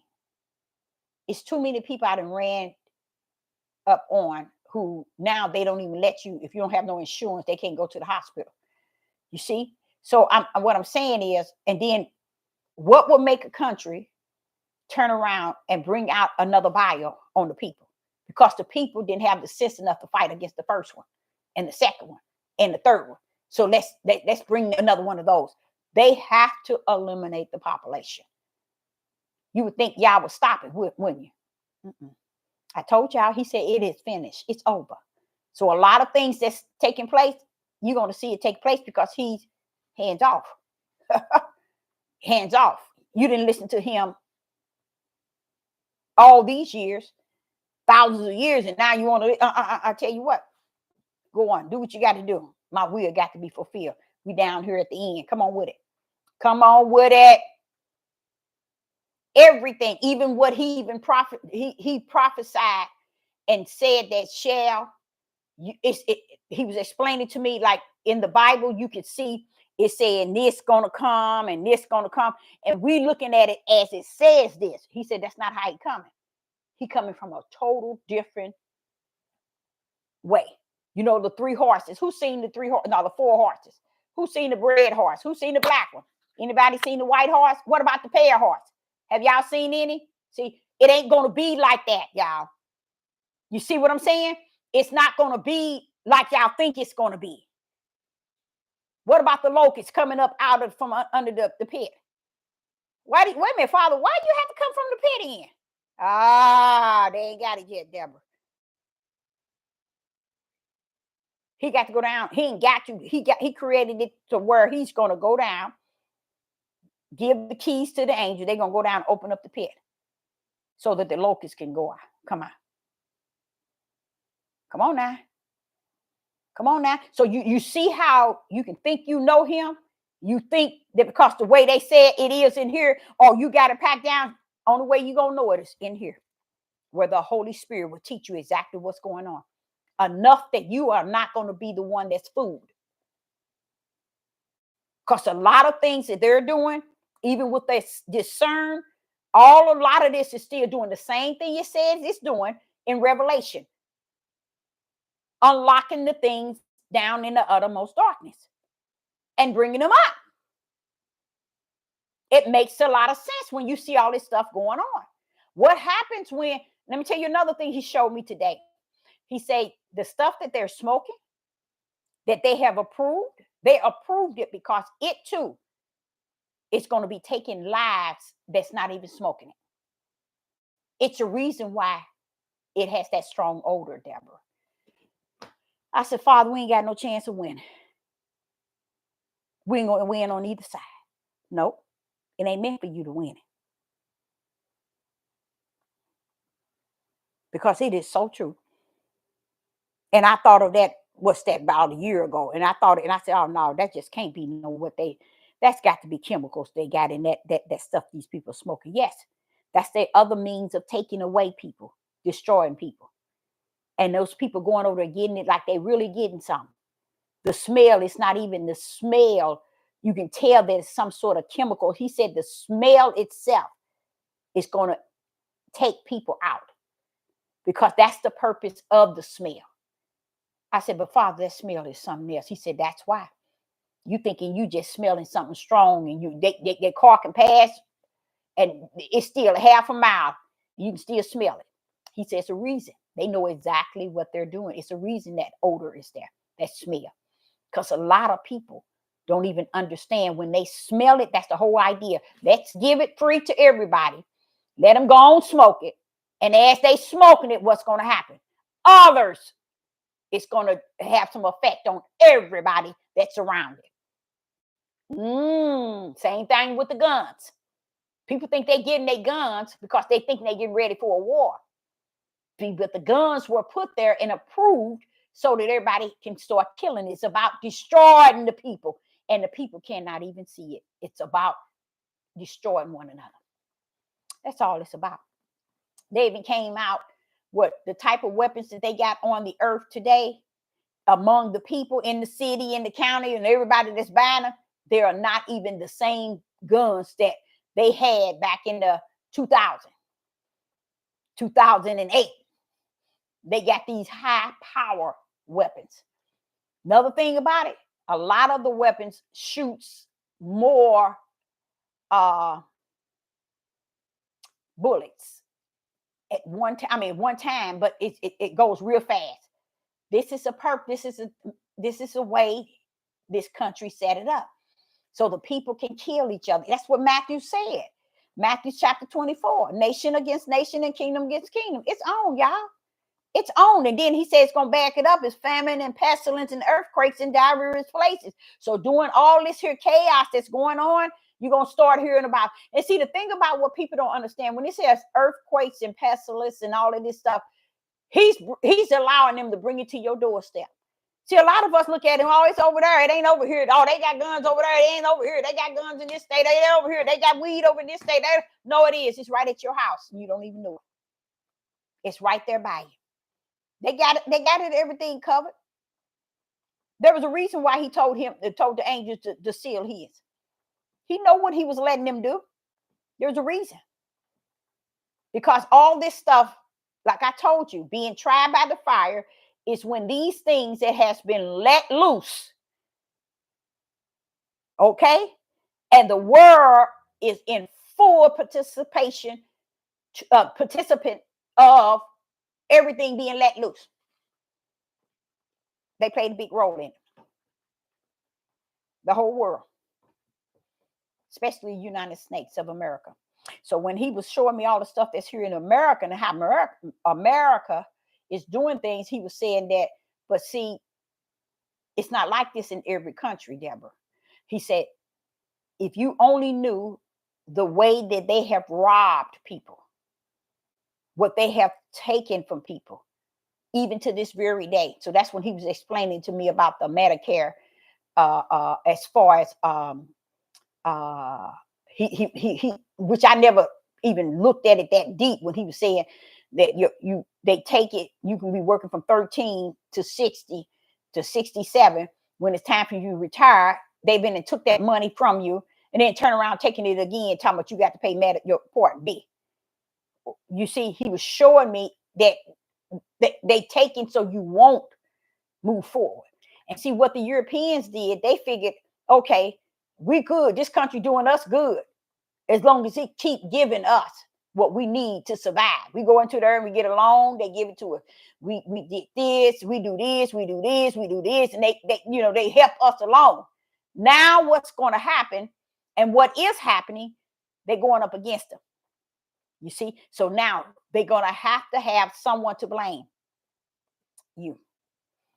They're going to always have a people to blame. That's why when it get to that point where the people are being tried by the fire and the judgment is hit, when those that he hear cry, then he's going to come scoop his out. And it's going to be the country against the country itself. And then that's when you're going to see them, somebody going to do something as far as, I don't know if it's going to be a nuke or what. That's going to be on the tail end of the United States. That's why it talks about how people over there on the other side going to be looking and feeling sad, seeing the smoke, because this country is really going to get something at the end, y'all. That's at the end. We're not as Israel, we're not going to be here. But those that's going to be seeing them from different countries and seeing the smoke of a country and all the stuff that's going in. That's why a lot of times y'all don't even understand. Sister Deborah knows so much about what spirit and truth mean. I don't have to talk about the heathens. I don't have to talk about the Gentiles. They have always been 67%. So it's impossible for you to be 13% and be the worst of the worst, and they are 67. Sister Deborah is here as a servant of the Most High Yah to talk to Judah. And if Judah is the worst of the worst in Judah and in Israel, then I can call that shot. You see, Judah is the worst of the worst. Why? Because these heathens, that's 67%, and these Gentiles and these Europeans, they don't fall in the category of where we're at. We're assigned under a name of a creator. They're not. So should I be chasing somebody that don't mean nothing to y'all versus chasing the ones and schooling and keeping my foot on the head of the ones that has his name and they up under it? Tell the truth. Don't feed them lies, because we're in that day where you yourself need to be searching your inner man to really see where you stand. Because if you just looking at your outer man and what you got coming and what you got in your bank account and what you got coming when you retired and how you gonna have this and how you gonna have this, how you gonna travel and all that, baby, you put the wrong time in living. You see? So when you look over here and you see 67% of Europeans, and then you see Judah over here, 13%. When Judah is up under a name, these people ain't got no name. They don't give a rat's behind about the Most High Yah. A rat's behind. They didn't run this country without him. So why should I be concerned about what they're doing? Because what they're doing is already assigned to the lake of hell. And he have always. Remember when Paul went out to minister to the Gentiles, and how the other disciples was questioning him to the Gentiles? That's just showing you how deep it is from Israel and from the Gentiles. These people today is not about the Gentiles of Paul. They got way away from that. Way away from it. Now, do he have Gentiles in the fold? Yes, he does. They coming in through faith and belief. We coming in through the name. You see, the name that's listed. That's how we coming. So if we listed under the Creator's name, why should I be over here talking to somebody who ain't even listed? That's why I say it's sad that Judah be over here talking about what they doing instead of being over here telling Judah, especially our men, they should be on the highways and byways and at these corners where these so-called brothers on here cursing and cutting up and profaning Yah in the worstest way. They were supposed to teach the sons and the sons and the sons. Why would he telling them to do that? If he wasn't sending a sign to the men, y'all, come on, teach them righteous. He said, teach it to the sons and the sons and the sons. He didn't say teach it to the daughters and the women and the mothers. He said, teach it to the sons and the sons, because he wanted the men to understand in Judah. Go out there and teach these men how to live a righteous life. They didn't want to do it. They want to teach the men that, oh, we're going to do this. We're going to rape y'all women. Y'all going to be on our kissing our feet. And y'all this, y'all devils. And y'all. No. That's not what he told you. He didn't tell you to go out on these corners and do the things that you're doing and say the things that you're saying. You see how bent up? And that's why Sister Deborah be on them so much, because in their instructions and direction book, it's on them more than I am. So I'm pretty much trying to figure out, bro, you can't come on YouTube and say nothing that I'm going to hear you. And when I do hear them, this is the type of talking. The same thing I'm telling you. Those are the ones that I say, okay. But it's like a needle in let's say a 3 mile field, a needle in a 3 mile field of wheat. That's how hard it is to see or to grip those that are called for the righteousness to go out and speak unto. When he said go out into the byways and highways and byways and speak, okay, and tell them to come to the wedding feast. Oh, you think they're out there doing that? No, they're out there killing each other, killing their children and their wives. Not even understanding the reason why he kept saying it from the beginning, Genesis always to Revelation, men. So they want you to shut up and let it not be about them. But they don't understand. You were the one he was charging to get out there and teach the people. And just imagine, how is it that you got 100% of Judah and only 8% even understand really who they are? They don't even know nothing about Abraham. They don't know nothing about Isaac. They don't even know nothing about Jacob. So what happened to the other? I'm going to just say 90% and leave the 2 going 2 and 4. 90% is out there waiting to vote for Biden and Trump. They out here waiting, building and buying and using this devil platform as a means of labor. How are you laboring? He said a man must work and if he want to eat. But the labor, how are you laboring?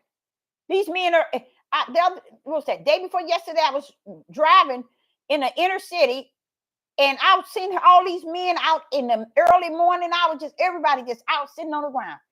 And it's like they have no hope. They have nothing, you guys, just sitting out. Men, not one woman, but I'm just still saying, men are out there. Judah. And I just try to figure out, well, what is this here? What is this actually going on in here? Because, see, they had traffic on the highway, and I called myself going through the city instead of staying on the highway from my highway to the North County. And I route the way to the city to get on to the other part of the highway. And I mean, early morning, I mean, it was like 6 in the morning, y'all. They out there, they just same way, came back the same way. Why? Because they got the street blocked off, and I had to go, same thing. Still men just sitting out everywhere. And it's not just here in the state, it's everywhere. And then they turn around.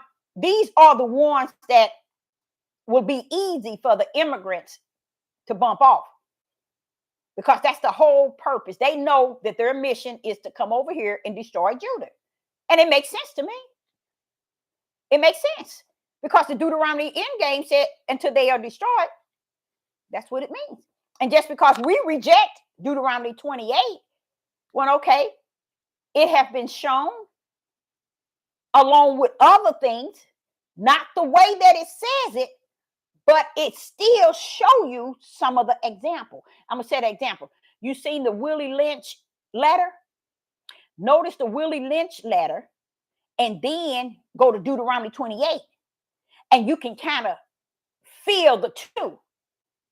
How did they come in contact somewhere or another? You see? You got to see it to believe it. And it doesn't, and with me, I'm like, it just don't make no sense. When the father said, Deborah,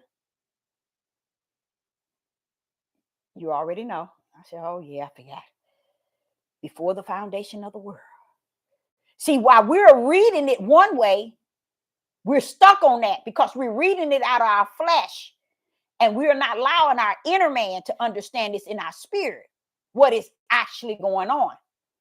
Now, when I said to you all several times in videos that though they sending these migrants over here to come after Judah, I was thinking that they were using it for everybody. At first, because they had them just coming over. They're going to have way more than 100 million of them over here. I heard it's already past that, but before the end of this year. It's a reason, y'all.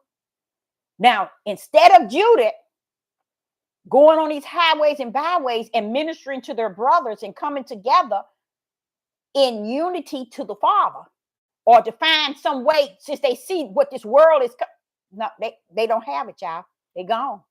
They don't have no unity, no togetherness, no want to do right, don't want to do nothing in decency and in order, don't want to do nothing righteous, don't want to do nothing just, don't want to nothing. It's just not, it's not in them. They right now today, the males and the females are fighting against anything righteous, without a doubt. They are out here against every and anything that is righteous. They don't want nothing righteous. So what happens? The fire is going to triumph and the judgment, to the point where they call out in a way that the Most High want to hear it. You see? And then the thing's going to be reversed from, not reversed, being Judah and Israel coming out. No. They're not going to come out. They're not going to escape. Just like those two ladies that I told you that was teaching it. They said Israel and Judah, they don't understand. They're going to see some things. They're going to go through some. I already know that. And I'm like saying, I love them saying it. You know, they stay right on it. But I'm wondering, why is Yah wanting to warn them and they totally gone and don't care? I think because he's about what he's saying. He said what he's about, and that's what he's fulfilling, letting you know it's still gonna go like I said it's gonna go. You see? And what happened? What made he did not take Israel and Judah out of Egypt until he heard their cry. You see what I'm saying? He said their cries came up, went up to the heavens.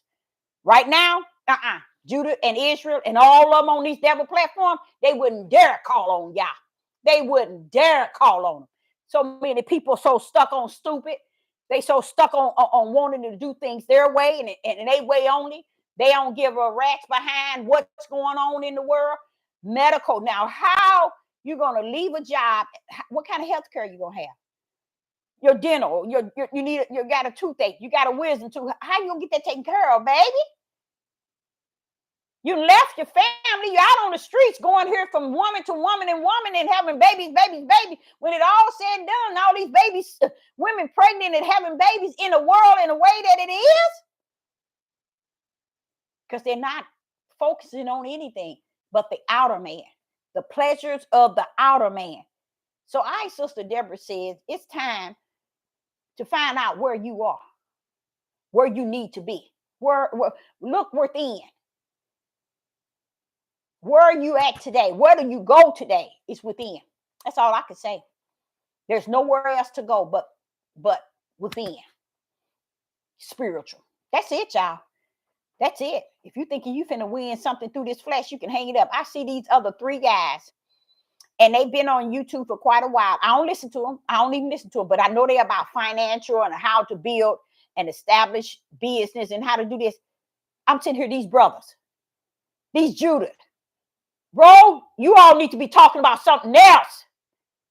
This world is doomed. Now, the reason why I said that is because they're trying to get other brothers and sisters embedded in such programs that they think that can work for them. Do you know how long you all been saying that? You know how long the world been using that among Judah? And today you come out in what you see in the day, the banks finna close, everything is chaotic. And you think that opening you a page on YouTube for the last couple of years to talk about finances and how to invest your money into this and into that, wouldn't you be tired of not having nothing?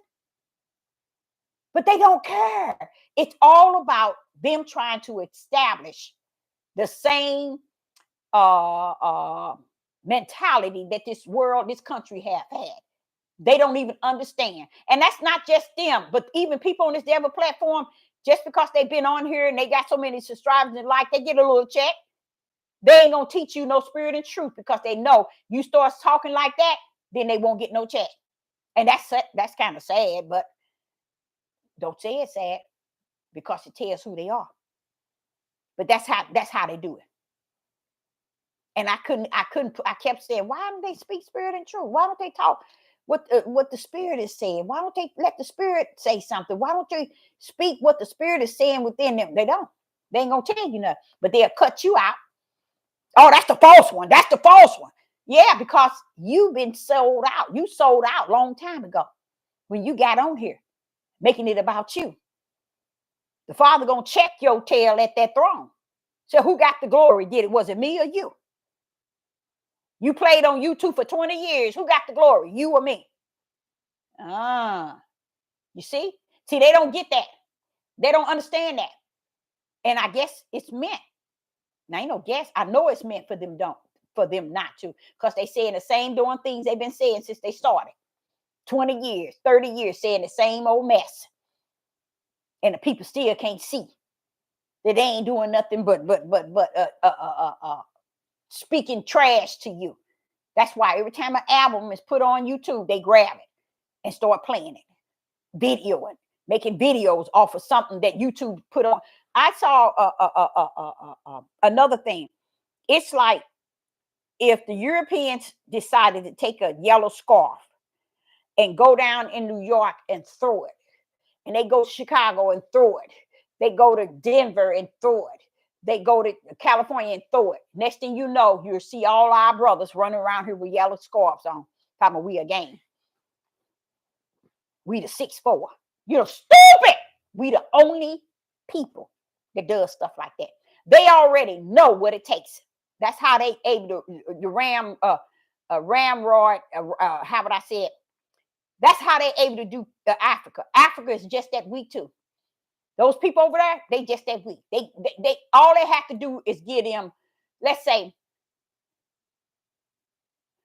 they can give them some. Let me show you how. Some cooking grease. They can send 1 billion bottles of cooking grease, and Africa think they didn't hit gold. Like the Europeans really taking care of them. I sat back and I watched them as I was a little girl, saying these kids seem like they're still the same. The flies, they don't seem like they dying, and at that time they were dying. Nobody is, and they sit here telling you to send money and send money and send, but it don't change the babies. It don't change. It wasn't meant to change them. This is the people who they say, can we shoot your kids up? We trying this experiment. Yeah, go right ahead. The parents will sell their daughters off just to get a loaf of bread. I mean, them people, it just, that's why you see Europeans flying over there, because they know they might not have here, but they didn't already conquered there, because a lot of y'all do not know the Roman Catholic owns. The Roman Catholics owns the European nation. They're part of it. They own Africa. These white people ain't running over there for nothing. They know it. And then I sit back and watch how they go over there and they control them like it ain't, like a blink of an eye. Them Chinese go over there and blink their eyes, and them people go killing each other. Do anything they want them to do. Well, it's like that here. It's the same way here. They can throw that yellow flag, they can throw a yellow scarf into New Jersey, right in the highway, not on the highway, in the city of New Jersey. They'll throw one in the city of Chicago, throw city of California, a city of Denver. And you know what? Before a month is, if not 2 weeks is in, you got a gang wearing yellow scarves. That's how easy it is for them to manipulate Judah. That's how easy it is for them to manipulate Judah. Anytime they can bring drugs in your community, you run into them like they came straight from heaven. Oh, I can take this and kill my mom. I can kill my daddy with this. Oh, I can sell this and get money and kill our whole community. They bring the guns and set them there, knowing that you ain't got no business with no guns, period. You think that they come from heaven to give that. That's why the people over in Africa, they think that these white people are angels. They sitting there killing them by great numbers, and they thinking they're angels. They'll get a whole group of military, real dark-skinned men to go kill up their cities. And they'll go do it and shoot babies, women, men, like it ain't nothing. See, y'all thinking that Africa is all that. No, it ain't. Africa is also the reason why Africa is going to be the part that also join in with the European nations for the battle is because the European already know they own Africa. Y'all just don't. European nation already own them. Y'all don't. So when you running your tail over there, run on. Pan-Africa. Run on. Because I'm like saying, wait a minute, Father, you got on here, Africa gonna be throwing down with I know Ethiopia, Africa, the over areas, Egypt, they gonna all join in. A lot of y'all don't know about that because everybody's trying to swing it the way they want to think it. Like with me, all I know is the Euphrates River is going to dry up. When that dries up, something coming up. Something, it probably already came up, but it's something's coming up. Been let loose out of the pit, out of the bottomless pit, coming up. And it's setting things up for the battle. That is not God and Magog. That is not God and Magog. Because if that's God and Magog, then we got to wait till Satan is 6 foot. I mean, it's chained up. Satan ain't finna get chained up today or no time soon. You see? He ain't gonna get chained up no time soon. Okay? You got to deal with the false prophet and the Antichrist. They ain't even came and revealed themselves yet. You see? So I say unto you all, the Euphrates is bringing a battle, and they trying to make you think, especially Israel, that it's about God and Magog. That there, and somewhere, that's what he was explaining to me. And I thought that was really confusing. But then the more he tell me how the book is the words, it makes more sense. Because he said that only man could smear those words and make you think this is coming, and it's going to be like this, and it's going to be like that. And then you over here waiting for it to come here, and you wonder why this already took place, and that now you waiting for it. It's because of how they smeared it. And they smeared it so bad, all you got to do is look within and watch, listen to he that teaching you from within, show you and reveal things to you. And that's another reason why I say you want to know where you go from here is going within. Start dealing with the spirit being. Kick that flesh to the curb. Start understanding who you are in the spirit realm. And because through the spirit realm, will the spirit of Yah reveal every step of the way of what is actually happening. Why? Because everything is finished. And the only way he's going to deal with you is from your spirit, you guys. He's not going to deal with you no other way outside of that spirit. And another thing, it was saying to me about all the false prophets and the false prophetess. They're fighting each other and they're chaotic on each other. He said, but look, who is that? Who is that doing that? Judith. You see, this is a part of the judgment. They're going to be nation against nation. I mean, people against their own people. People against other people. But I believe we as a people have been against each other for the longest. It didn't start here, baby. We've been against each other. This ain't nothing new. So, but what he's saying is, he said, while they're looking at prophets and false prophets and prophets, they don't understand false preachers, false bishops, false teachers more than anything. Those that's on here, on this devil platform, been on here for years, ain't taught a rat's behind. These people don't know nothing about their spirit. They don't know nothing about spirit and truth. They don't know nothing about having the light in their right hand. They don't even know who Christ is. You see? They don't even know who Yeshua is. They don't know nothing. But they on here teaching and been teaching for years. They're teaching something that he gave them to teach. That's what he said. He said, because if you're going to have a deceiver come from the heaven to the earth, they have to have somebody to deceive them. Oh, let me give them somebody. Let me give them something. So while they thinking they teachers and they great teachers, they ministering and teaching, and they got good likes, and they got a lot of likes and subscribers, and these people are financially supporting them. Oh, we got it going on. We got it going on. Yeah, you got a broad of people following you. But where are they going? The narrow gate said it was few. So where are you taking them? Where are they going? You see what I'm saying? They ain't even got the sense to even look into that and to see it. And the weight on it is where the trial and the test is going to be. Like with me.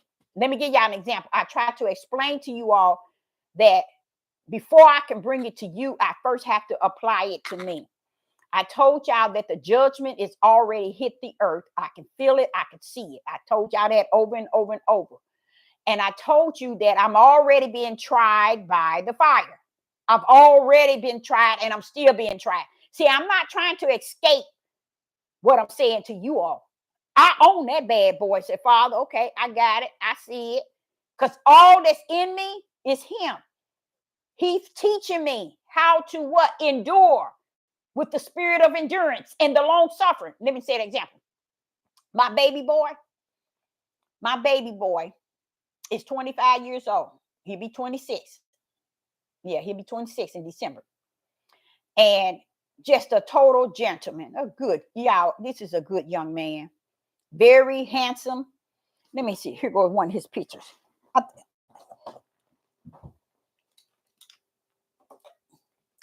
Oh, here we go, y'all.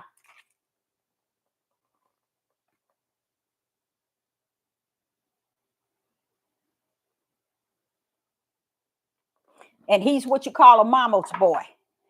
He's what you call a mama's boy, but he also is what you call, I don't know if they call him an alpha. He got that. Look, mama, let me do what I'm going to do. You live your life. Let me do mine, and let me. He's like that. He shoots into you. You can't say, you just can't say anything. You see what I'm saying? And but he's so sweet. He is so sweet. He tries all the time to make his mama happy. I've taught you guys, my children. I've already let them know, and they already know that they are the Israelites. They are the part of the tribe of Judah, really considered like unto the true Jews, as many says. Guess what he does? He didn't turn his email Jonah Jewish. It's been like that for about 4 or 5 years. And all he works for is Jews. Mhm. I'm tried by the fire. Why? Because I taught them different than that. I've let them know the truth. You see? So I'm tried by the fire and see if, okay, now this is hard times. You in the midnight hour. Now your son is going over there. And he's been doing it for about 5 years, y'all. Strictly Jews. Only Jews. Not. When I say Jews, but I say they Europeans, but they running everything. Them ones. That's who he worked for. He won't have it no other way. And different ones. That's the only way he do it. Now here I go with my daughter, my baby girl. Here she is. I think y'all saw her before.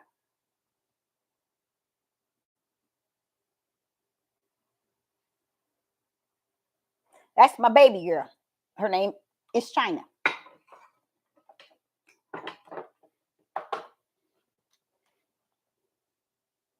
She'd have met a Jewish young man in New York online. They've been talking for about 3 years. Now they finna make a trip to Texas because his family wants to meet her.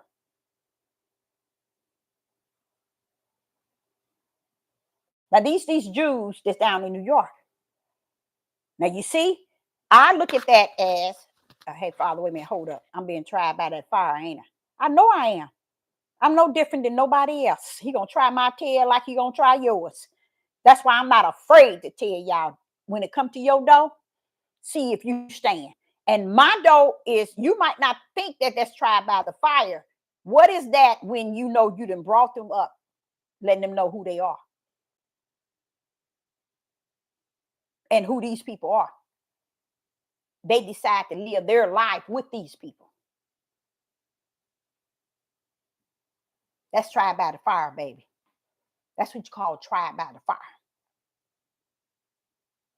Mama said left, they gonna say right. Mama said up, they gonna say down. That's tried by the fire. Why? Because this is a mother that prays for her children before the Most High Yah every day. And all I want him to do is win them over for him. I said, I'm just a mother praying for her child, but I'm putting them in your hands because I want them to be about you.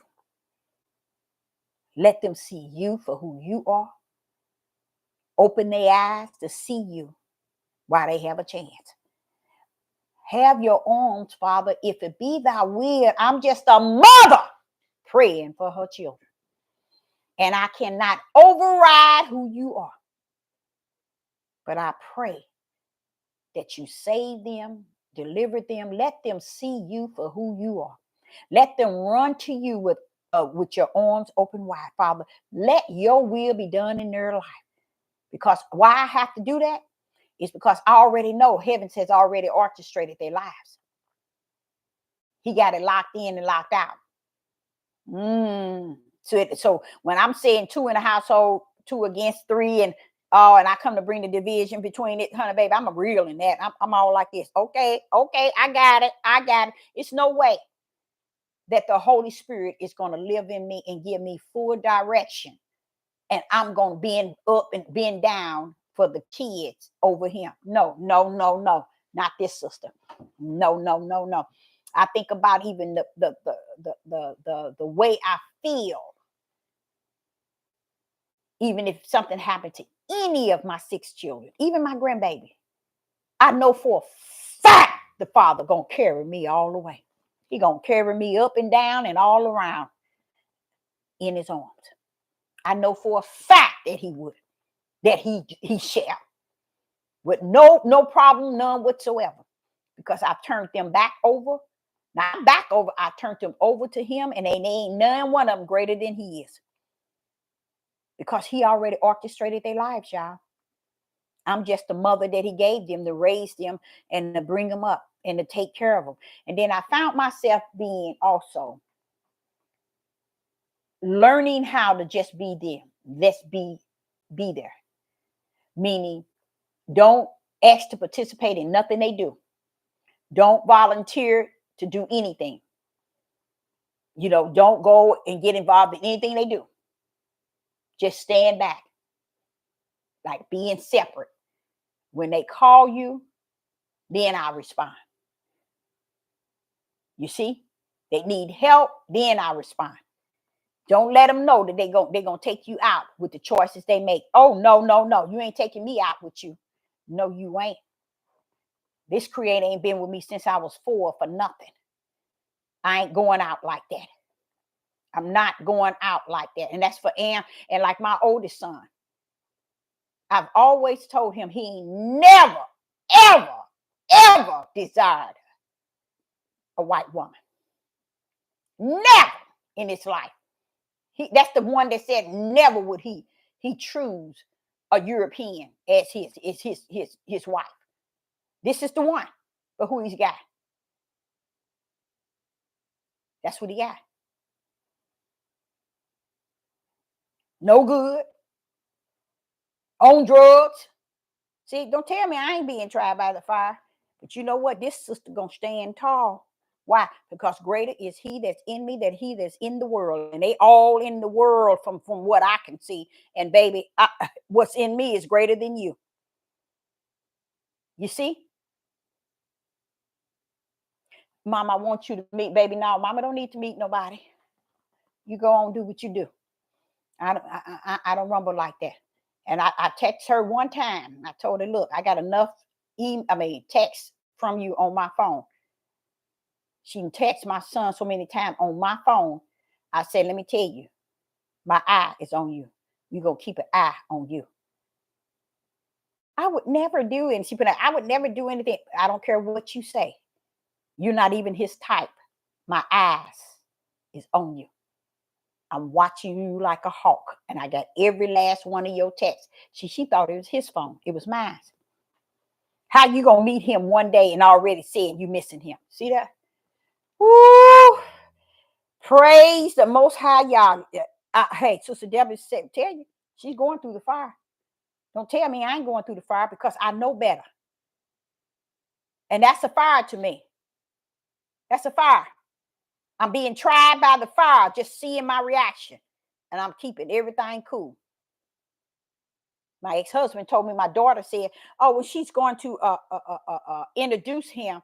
Now, why are you going to introduce him to me when you know that I already told you don't get involved with them type of people? They dangerous, and you ain't got no business trying to get involved with anybody like that. She went to New York, where he stays. Now she went to getting ready to go to Texas. But my ex-husband said, she told him that I'm going to let him meet Mama when he come into town before we go to Texas. Baby, it ain't no big thing about me meeting him. Ain't no big thing about me meeting him. What do you want me to meet him for? I don't need to meet him. My ex-husband said that's probably why she ain't said nothing. I said, I know she better not. I don't need to meet him for what? For what? So when people be running their mouth, let me tell you, y'all might not even believe it. When I said try by the fire and being judged, I salute all that bad boy. Because I know who's greater in me. Because it's no way. My poor baby son, there's no way. Make a sister a good husband. Sure would make a sister a good husband. I'm telling you. Same way with my oldest son. But no, what? No, we got.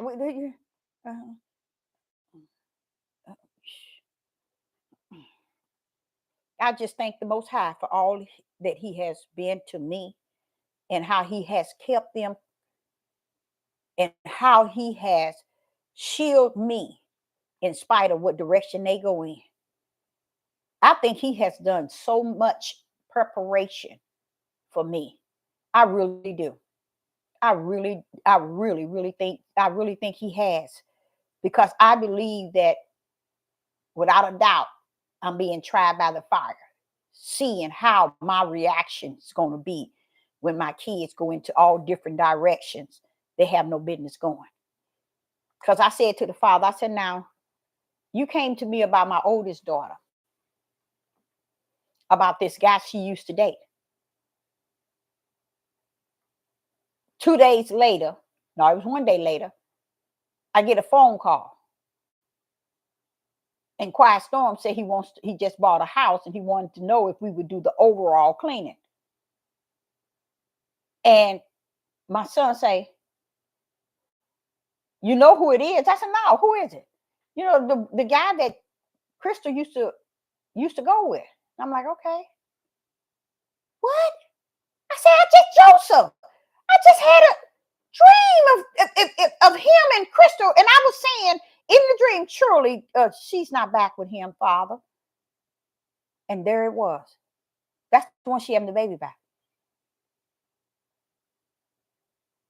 Oh, Mama, I would have been working with myself and keeping myself and really working with myself. You know, baby, you can't work with yourself. Yourself is flesh. You got to work with you from the inside. And I say unto you all, work from the inside of who you are. Working on that outside ain't going to get it. Because when you be tried by the fire, only thing's going to uphold you is that what's in the inside. Because that outside, we'll been up and we'll been down. And even with the stuff that they put in everything, guess what? That's coming to destroy the outside. But when the inside has gotten it together, they can't destroy the outside. Y'all didn't know that, did you? They can't destroy the outside if the inside is together. You see, they can't destroy, they can't do nothing to you. That's why I say, where do we go from here? From the inside. Go into your inside and reside. Get to know who you are from the inside. Dig down in you and find out who you are. Find out how ugly you are, how pretty you are, how smart you are, how dumb you are, how quiet you are, how powerful you are from the inside, not from the outside. Because you'll find out learning about your inside and get up in there and then y'all get a hold of you. You're going to find out what you didn't know. Then you can be on this devil platform. But Deborah, did you know? Do. And I said, ooh, see, I know he in you now. You see, that's how he is. He ain't sharing them with your flesh. He want to reveal things to your spirit. He want to deal with your spirit. That's why he said, you abide in me and I abide in you and we become one. That's from the spirit level. That's not from the flesh. And once your spirit can get that flesh tamed, y'all got it going on. You got it going. Can't nobody tell you nothing. That means you don't even never, ever have to come on here and listen to Sister Deborah. You got it. That's all Father wanted all of us to do while we were here them 400 years. Turn to him, and brothers teach the sons, and the sons and the sons. Women teach the daughters, and the daughters and the daughters what?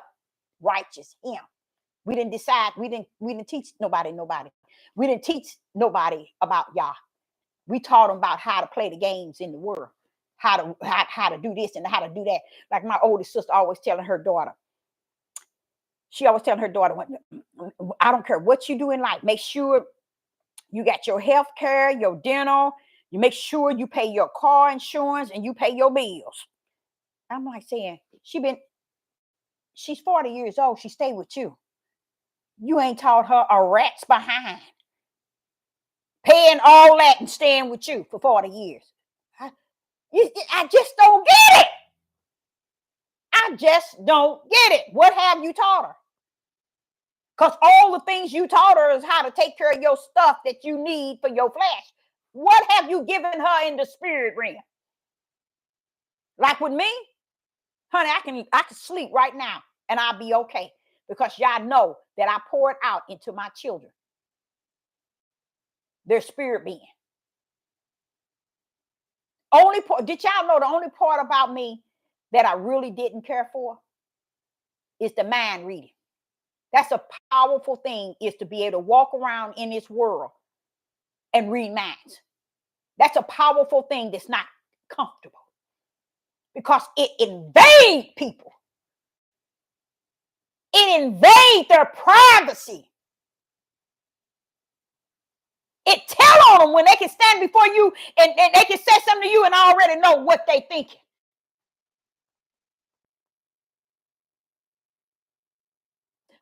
And people who end up with that gift, because the gift was poured out before repentance, people who end up with it, guess what they do with it?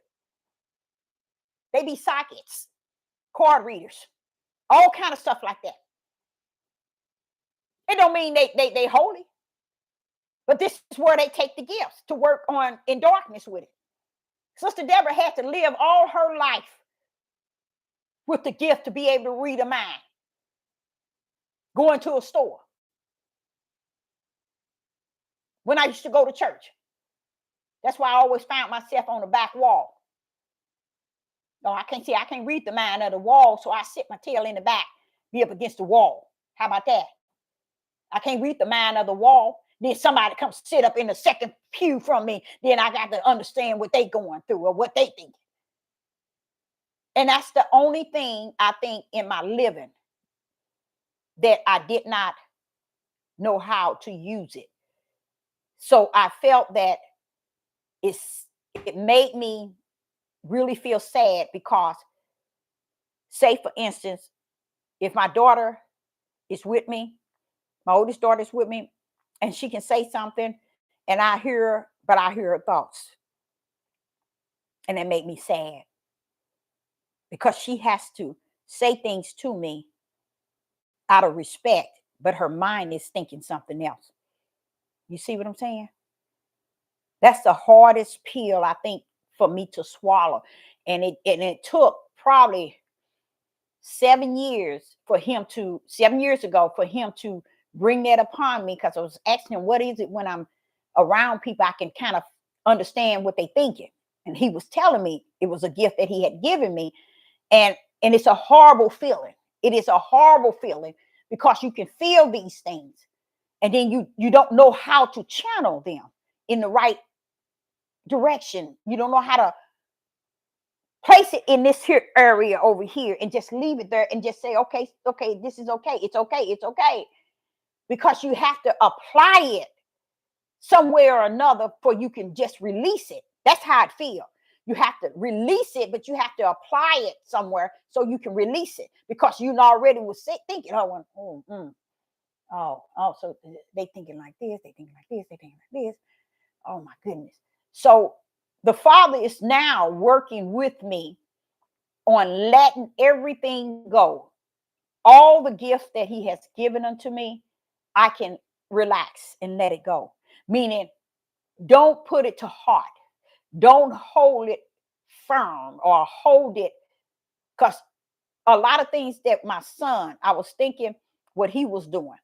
He came to stay here for 7 days over here with me. And I knew why he was doing it. And it hurt me so bad. But the Father said, don't say nothing. Just drop it, Deborah. Just drop it. Just drop it. And it hurt me to know why he was doing it. You see what I'm saying? And only reason why I didn't say anything to him is because the Father told me to drop it. He told me, Yah said, leave it alone, Deborah.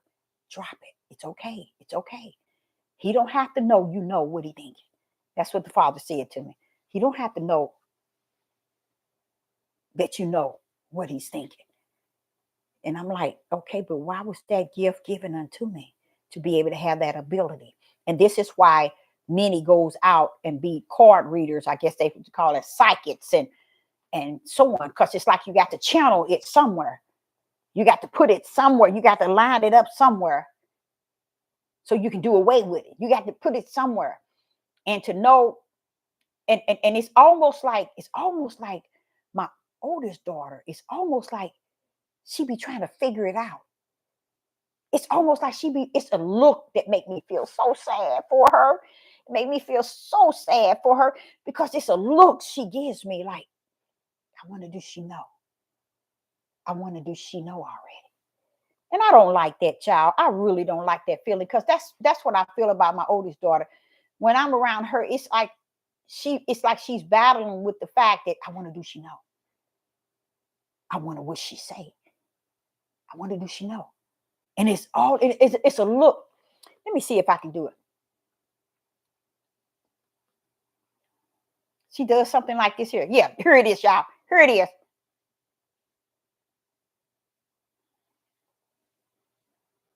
When she does that, it makes me feel sad because it's her trying to figure out if I know. You see what I'm saying?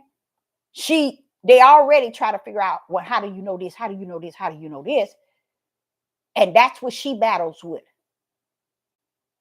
If mama come, then I'm going to have to be all over the place trying to figure out what do she know? You see? So when you see people with gifts and have the gifts from the kingdom, a lot of people don't understand they come with suffering. It's not something you get up and on YouTube and be bragging and proud. Or no, it comes with suffering. You think Yeshua came down here laughing and grinning? You ain't seen nothing or heard nothing of that. He came down here suffering, being 100% righteous in a world that was 100% wrong. And he said not a word. He said not a word. So therefore, what happened? He suffered because he said not a word. He didn't tell the world how bad it was because his mission wasn't to come to tell the world how bad it was, but to die for how bad they were without saying a word. So that had to have been suffering. And that's what it called, long suffering, endurance. Boy, we need some help in the spirit realm. So I, Sister Deborah, just want to say to you all, we wonder where should we go from here. I would suggest each and every last one of you dig within. Go from within, the inside. Because it holds everything about you. Everything you need to know about yourself. Did you know that? It holds all the things about you. And guess what? It can teach you how to forgive. It can teach you how to repent. It can teach you how to say, okay, it's okay. It's okay. Yeah, they did that to you or they said that to you. But look, you bigger than that. Don't you see? You know who you are. You on in the inside, you know who you are. This, I'm telling y'all, it will set you free in so many ways. Learning who you are from the inside. To me, I look at everything as it's over, it's finished. Ain't nothing left but for me to deal with him that's in me from the inside to help me to deal with what's on the outside. That's how I am surviving. And that's the only way you're going to be able to survive. And somewhere in me, it's the strangest thing. I'm thinking, okay, if you keep on and pouring this stuff in me, you keep teaching me these things that I didn't know yesterday. You keep teaching me today. Then tomorrow you teach me something different. Let me tell you something, Father. Yeah, where am I going? Where are you sending me? Where I'm going with all this? Because everything he's given me, you guys, it's not going to benefit anyone where I'm at. So what is all this about? I believe it's a journey. I think that there is a journey we're going to have to take. And we're going to need to know within us what's what is, what's going to be. It's going to be dealing with us in the journey, on the journey from within. It's going to be dealing with us from within. Why? Because it doesn't make any sense for us to come from one location and he taking us to another. I don't believe he's going to make it so that much different. I think it's going to be different, but not that much different than when he brought us out of Egypt. I believe that we're going to go on some sort of journey up out of here. Okay. And up out of here is going to be where no one is going to bother us in no shape, form, or fashion unless those that are in the journey itself. That's the only problem we're going to have with those that are going to be inside the journey. Okay. The world is not going to be able to do anything. But I believe those who would take the journey, those that are inside the journey, is where any issue shall take place within. You know how when Israel, when he brought them out of Egypt, the moment they got over there, you know, they murmured, they argued, they fussed, they party, they did everything, made a God. But see, this is what I'm saying. The journey is going to be I think it's going to be different. But I believe that there's something about even the things that he keeps teaching me and showing me that has to do with something different outside of here. You get what I'm saying? Because it's like, what I'm going to do with what you're giving me? I even feel like I'm talking to a brick wall. So what am I going to do with all this? And you keep giving me more and more. And he knows, the Father in the kingdom knows I'm fully grateful, because it's something else Sister Deborah don't know. And it got to do with, I think, I'm just saying, it might not. What is it that he could keep giving me these things every day, something different every day, talking to me in my spirit every day, and I'm hearing them in my spirit for me to go to the grave with it? You get what I'm saying? For me to just leave off the earth, what he keep investing in me? What will be his purpose of constantly tossing and turning me, talking to me, saying things to me when I was in the water? Because I'm going to tell y'all the truth. Today, when I got home, so relaxed, I fed the dog, I sat down. I said, let me get on YouTube. I'm going to do a video. I said, let me go over here and fix me something to eat first. And all the time I've been here, he's been talking to me. He's been telling me all kind of things. And I'm like saying, Father, I don't think none of us knew that. You know, it's always something he's either, oh, yeah, I knew that, but I didn't know it was like, that's what I always say to him. Yeah, I knew it was something like, but I didn't know it was. So I know he's telling me something on top of what I don't know. So that's why I say that I don't know what would be the reason for it to go into the earth, for it to sleep with me. Why keep giving me all of this? But guess what it is? It is not stuff to battle from the outside. It's stuff that's within. So that's where I can say to you all, if you ever wonder, where do we go from here? Go from within. Start dealing with your spirit being. From this night forward, start dealing with your spirit being and ask the Father if you don't feel that he's there. How do you know if you're there? How do you know if the Most High is there when you don't deal with your own inner man like that? If you don't have a relationship with your inner man, which is your spirit, how do you not know that he might be in there? That's why it's important. Where do you go from here? Learn who you are inside your inner man and get to know him that could be already there. Because many people find pleasure getting on these platforms, trying to get a right now word and trying to believe all these voices in the land. Let's try this. Let's go within. How about that? Let's go within. That's where he visited me. That's where he talked to me. That's when he giving me information. It's not he's not talking to my flesh. He's dealing with me on the spirit. And I know the spirit ain't my flesh. It's in me. where he abide. And I tell y'all that the only place I think that we should go is within. And within will teach you what is without, on the outside. It'll teach you what is happening, what is going on, what's going to happen tomorrow, what's going to happen today, what he mean when he said this, what he mean when he said this. And then you'll start to say, well, wait a minute. Deborah was saying he is the word. He's telling me things I ain't even read.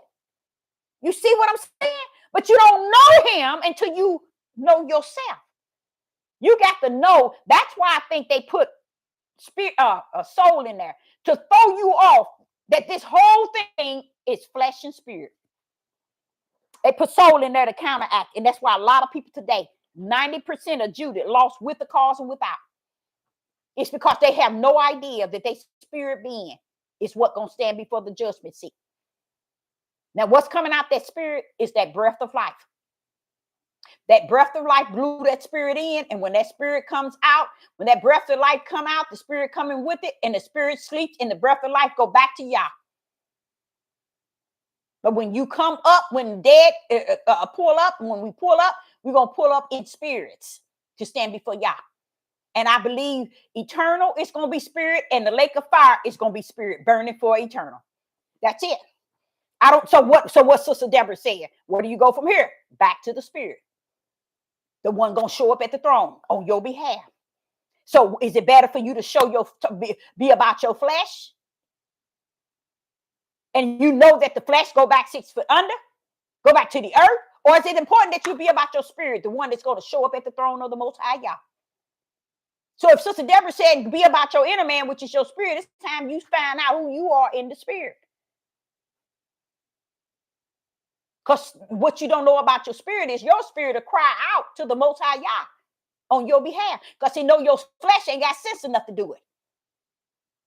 But your spirit will stand up firm toward the Most High Yah on your behalf. So I think it's best to seek within. Find out what's going on within. And once you do, and he begin to talk to you, you're going to say, this is what that lady been saying all the time. You mean you talking to me like this here? And I didn't even know what you're saying. Now I know. You see? That's what he want with you and him. Not with me, you, and him. No, he ain't asked you that. This is a one-on-one between you and him. That's what he wants. Now, if everything is finished, that ain't finished, is it? Think now. Just think. That ain't finished. You still living. You got a spirit and you got a flesh. Now your spirit can see if Yah is in you. And if it's not, your spirit can plead with him. Tarry. Sing psalms. Call out to him and let him come and join you. And when he do, and when he sit there and he's talking with you and telling you things like he do to Sister Deborah, it's going to go back to you. And you're going to say, that's what that little old hen been talking about. That's what spirit and truth is. That's the light. Because he'll tell you things that you might even thought you knew, but then he'll expound on it and he'll tell you, when you know why you having chest pains? Do you know why your leg is aching? Why you have headaches? Now tell me that ain't powerful. But see, what we do is we so busy of bringing pleasure to the flesh, feeding the flesh, decking the flesh out, wanting the flesh to be this, and have this, and do this, and go this. Right now, I suggest each and every last one of you check out your inner man and deal with that. Find out where you stand. Because I know I ain't going to be the only one. If I'm going to be one in Yah that's going on a journey. And we're not going to be able to look at our flesh for nothing. We're going to have to be walking. And the last thing we want to be bothered with those who caught up in the flesh. Because we finna head to the spirit. We finna head to glory. We ain't got time for all that trash. So it's very important. I really believe that that's it. So where do we go? That's to your spirit man. Back to your spirit man. That's it. And I even read in more than one chapter how the Father will bless your children through you. And that's why I tell people, because all my life, I've always been a giver. I told y'all I had 40, was it 40? No, was it 48 or 58? No, I think it was it 48. How old am I now? Was it 58? I think it was. Or was it 48? No, it's 58. I had 58. And I'm on the floor crying. Boo-hoo! And talking to the Most High Yah. I was telling the Father I didn't like who I was. And why was I like this?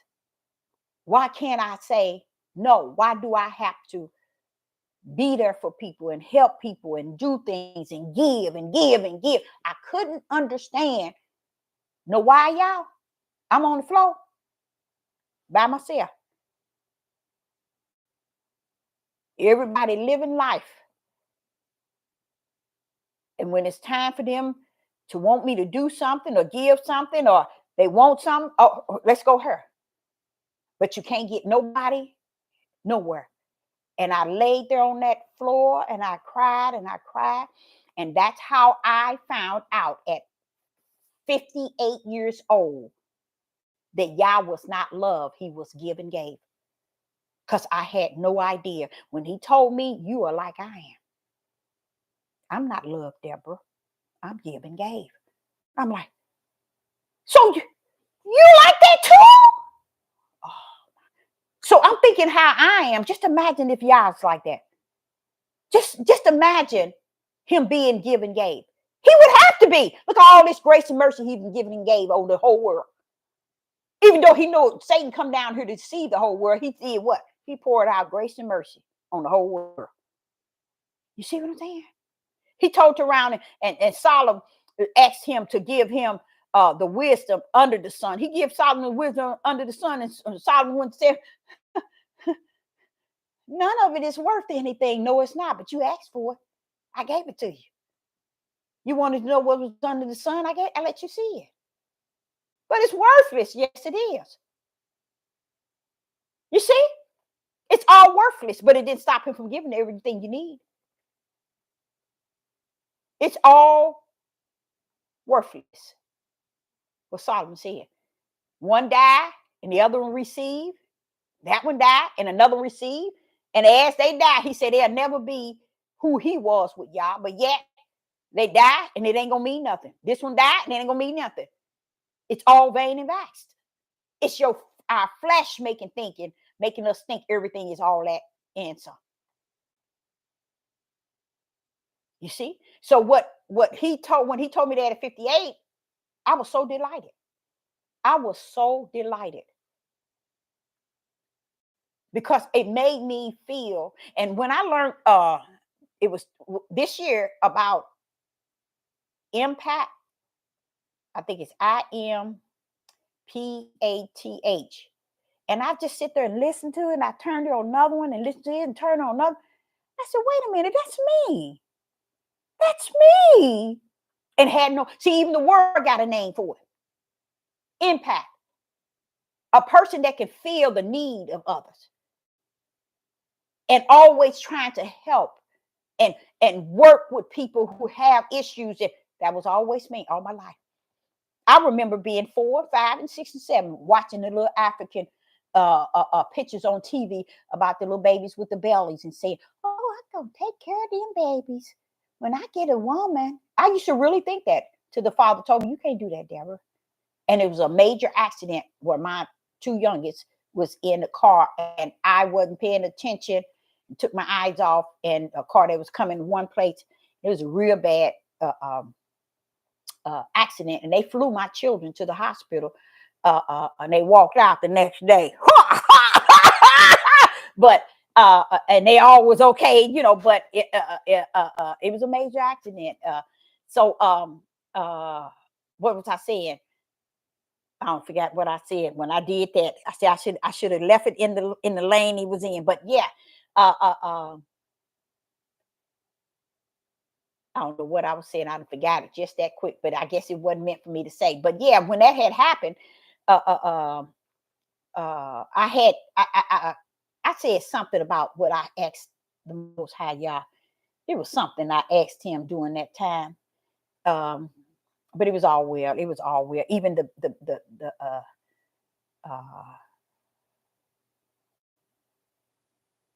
who was that? That my husband was in the car during that time. He went to the hospital too. I went to the hospital, but he went to the hospital too. But yeah, it was just a big something that happened where I was talking to him and the car was going here and I turned and bam, bam, bam. But I'm trying to figure out, was it something that I seen the accident before it happened? I think that's what it was. It was something like that. I got my mind, but it was something like that. But again, I just want to say to you all, I appreciate everybody in the live chat. But really, just let us go after working within and come up with what Yah has to say. Let's hear what Yah has to say to each and every last one of us from within, and make it about what He is saying to us, not so much as what we're saying to the world, but what He is saying to us, what He is doing for us, and what He's saying to us from the inner man. I would want to and desire to hear the food of the Spirit from others, because being in the body of Christ, the body of Hamashiach, which is the body of Christ, one don't have no more than the other. That ain't how He rumbled. We all have equally what He has called us to. The greatest thing He has called us to is His Spirit abiding in us and us abiding in Him. That's the greatest. And I believe when you figure it out as far as your spirit, you'll realize, wait a minute, you mean I'm in the body of Hamashiach? Yes, you are. Yes, you are. And you'll get to the point where people will say things and already you'll know, because you learned who you are from the inside. You don't need to deal with what they say and what is going on the outside, because you found out, wait a minute. It's somebody in me.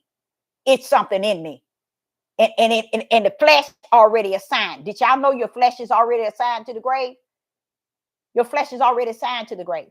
But it's your spirit that's greater than your flesh. It's not assigned to the grave. You see? Your spirit is waiting for living the breath of life to be taken back to the Father, and then the spirit sleeps. That's why a lot of people talk about, oh, when my family member went to hell, or my family member went to heaven. Ain't nobody gone to heaven nor hell. I think everybody is at a sleep. And to me, I call it a paradise, because to be in that type of sleep, no more pain, no more crying, no more suffering, no more nothing going on, So that to me is a paradise in itself. So I think it's a place of sleep that Yah created until the day of judgment. Because I don't think His judgment is, oh, this one the judge this month. Oh, this one judged 2 years, 10 years ago. This one the judge. No. Ain't nobody coming up to that throne until the day of judgment. So that we all can be directed to where it was already written that we should go. But you yourself, Sister Deborah, say, the question was, where do we go from here? And the answer is in our inner man. Let's start dealing with our spirit, y'all. Let's start dealing with our spirit. And because I said that, many of you all are not going to get away with it. Whether you like it or not, He's coming that route. The Most High Yah is going to come that route. Okay? Because me telling you to deal with your spirit, man, don't have nothing to do with me.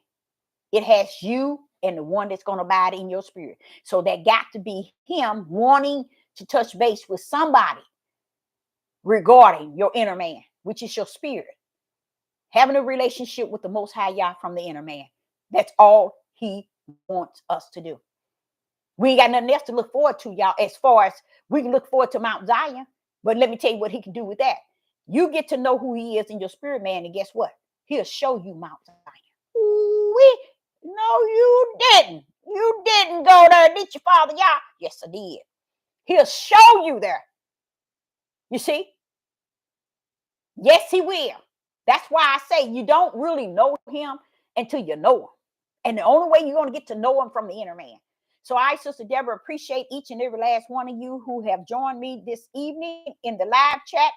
And I will be back. Let's focus on the inner man, where y'all see where we are perfect at is in our inner man. Because he know if that's where he's at and you where he's at, or you're focusing on that's in you, then therefore y'all got something going on. And then you're going to get a chance and opportunity to see what he means when he say greater is he that is in you. Why would he be so great and you not know it? Why would he be so great in you and you not know it? You see why Sister Deborah saying, get your butt in the spirit realm to get to know how great he really is. And in spite of what's going on in the world, it still ain't going to change who he is. He's greater in you than he that is in the world. That means the world ain't got nothing on you. Shalom and shalom.